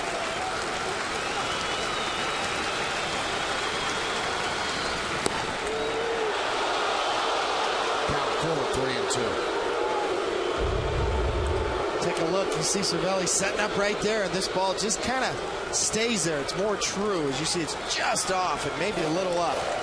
See Mariano Rivera using all 4 quadrants. That one's driven deep to right field. Fair ball, it's trouble. It is gone. It is a 7-6 Rays lead. A solo home run for Carl Crawford. That's his first of the year. Mo did not want to walk him, so he puts it right in there, and Crawford connects for a home run. He has not homered in his last 258 regular season at bats dating back to last June. Cutter inside, misses for a ball. There's one over the outside corner. Again, dots the corner. Spoils a pitch. Spoils another one. Spoils another. That might have been a ball. Up and in. Out over the plate. And that was the first pitch to Longoria. And here comes the home run to Carl Crawford. His first one. Going back to last year. See Mo talking to it. Go foul, go foul. And I tell you what, 3-2 count. You got to give Carl Crawford credit there. That was a really nice piece of hit, and he kept that ball fair. That was not a bad pitch. He was cutting in on him. That guy right there deserves credit for that. First home run for Crawford since June 27th last season. So Mo gives up that home run. He gave up the Jason Bay home run, and you usually don't see that with Mariano Rivera. 3-2, as Michael said, he doesn't want to walk him. Sometimes you just got to tip your cap. Say, nice piece of hit.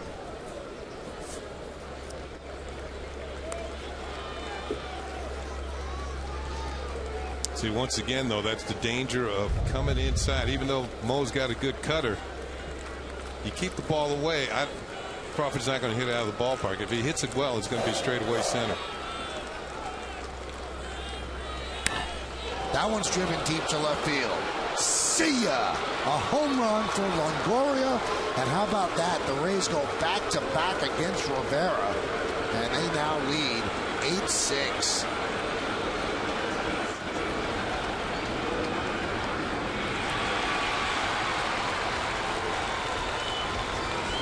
Well, that is hard to believe. He gives up back-to-back home runs. So 2 home runs to 2 batters. He gave up 4 home runs all last year.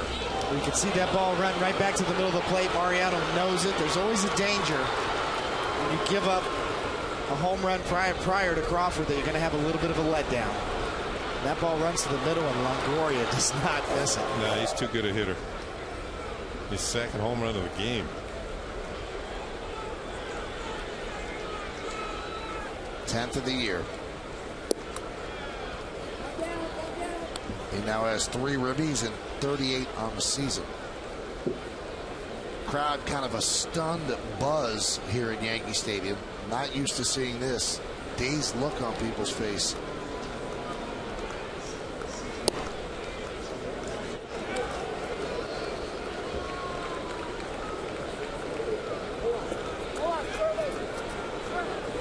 And Joe Girardi goes out, wants to talk with Mariano.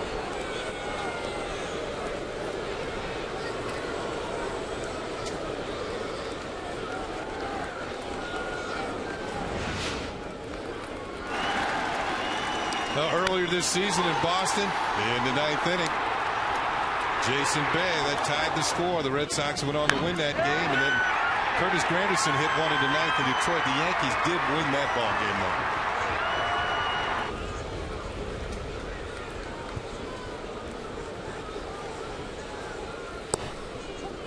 though. So he has already matched his home run total surrendered from last year.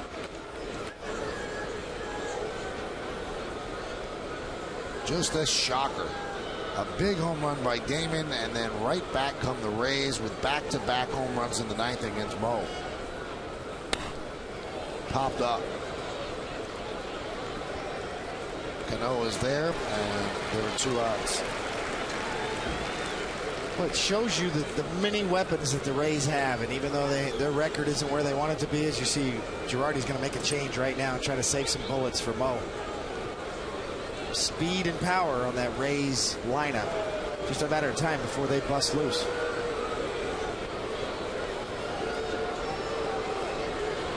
So Joe takes the ball from Mariano. He will depart.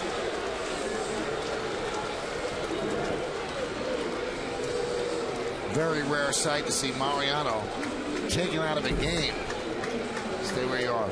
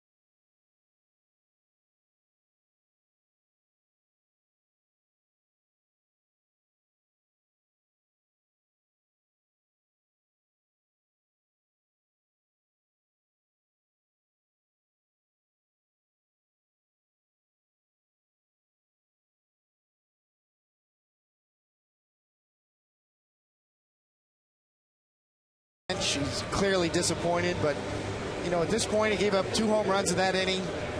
You know, there's a chance you're going to need him again tomorrow night. Let's go ahead and save the bullets. We saw an emotional letdown after the Crawford home run, and then the pitch to Longoria that drifted towards the middle of the plate. That a hitter like that's not going to miss, as you said, Singy. But at this point, it's just to go ahead and save the bullets. Pull the ripcord, and he'll be back in there tomorrow night if needed. David Robertson deals to Pat Burrell. Mo has given up 2 home runs in an outing just 3 previous times in his career.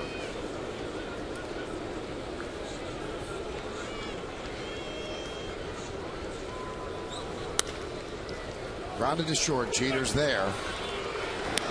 And that'll do it. Can the Yankees come back from the shock of Mo giving up back-to-back home runs in the top of the ninth?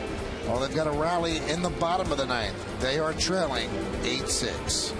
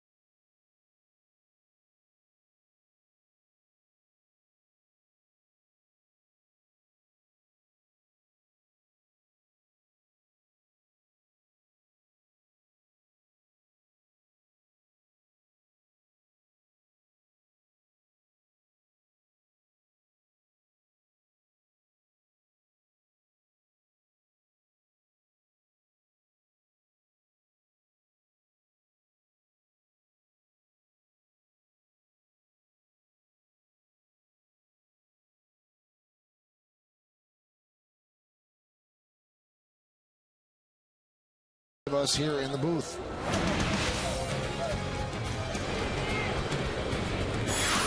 Well, without a doubt, we're going to look at Evan Longoria. You see Nick Swisher try to climb the wall. No chance on that one. Chevy, player of the game, Evan Longoria with a couple of home runs. Had a great defensive play. You see the last one against Mo right there. And that's a no-doubter. So Evan Longoria doing with the bat and the glove. Gold glove player, home run hitter, great all-around player. Chevy player of the game, Evan Longoria. Just 23 years old. Well, Brian Schaus comes on with Matsui and Kano due up. So he's trying to, Joe Madden is trying to counteract the two left-handers. You see what Schaus has done. Matsui 1 for 3, had a home run in the fifth. 1-0.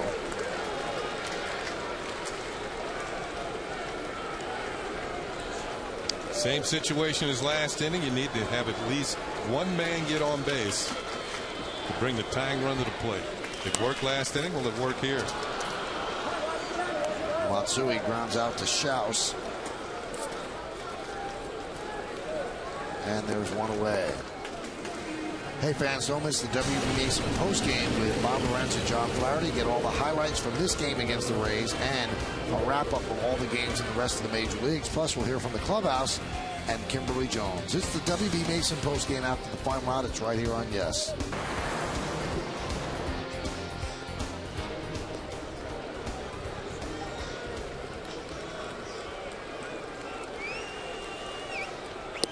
Might wonder the last time Mo left in the middle of an inning. It was April 27th of 2007 at home against Boston, and he pitched 1/3 of an inning, 3 hits and 4 runs.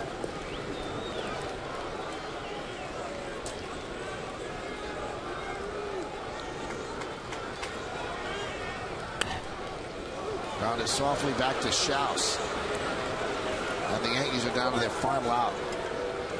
And Joe Madden is going to signal to the bullpen.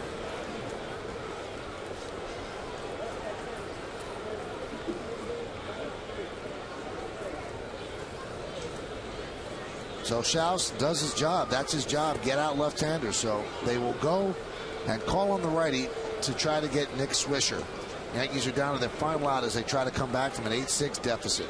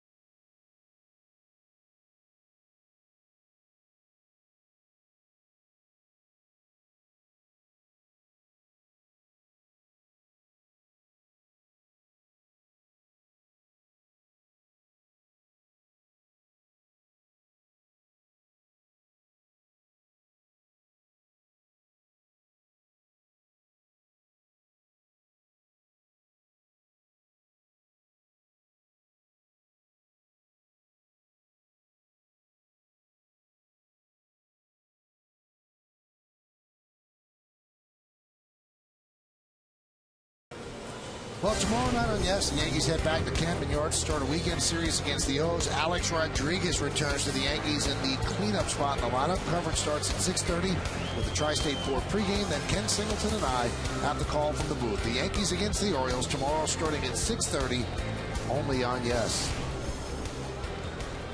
Joe Nelson will try to close this out with Nick Swisher at the plate. Swisher swings and misses at an off-speed pitch.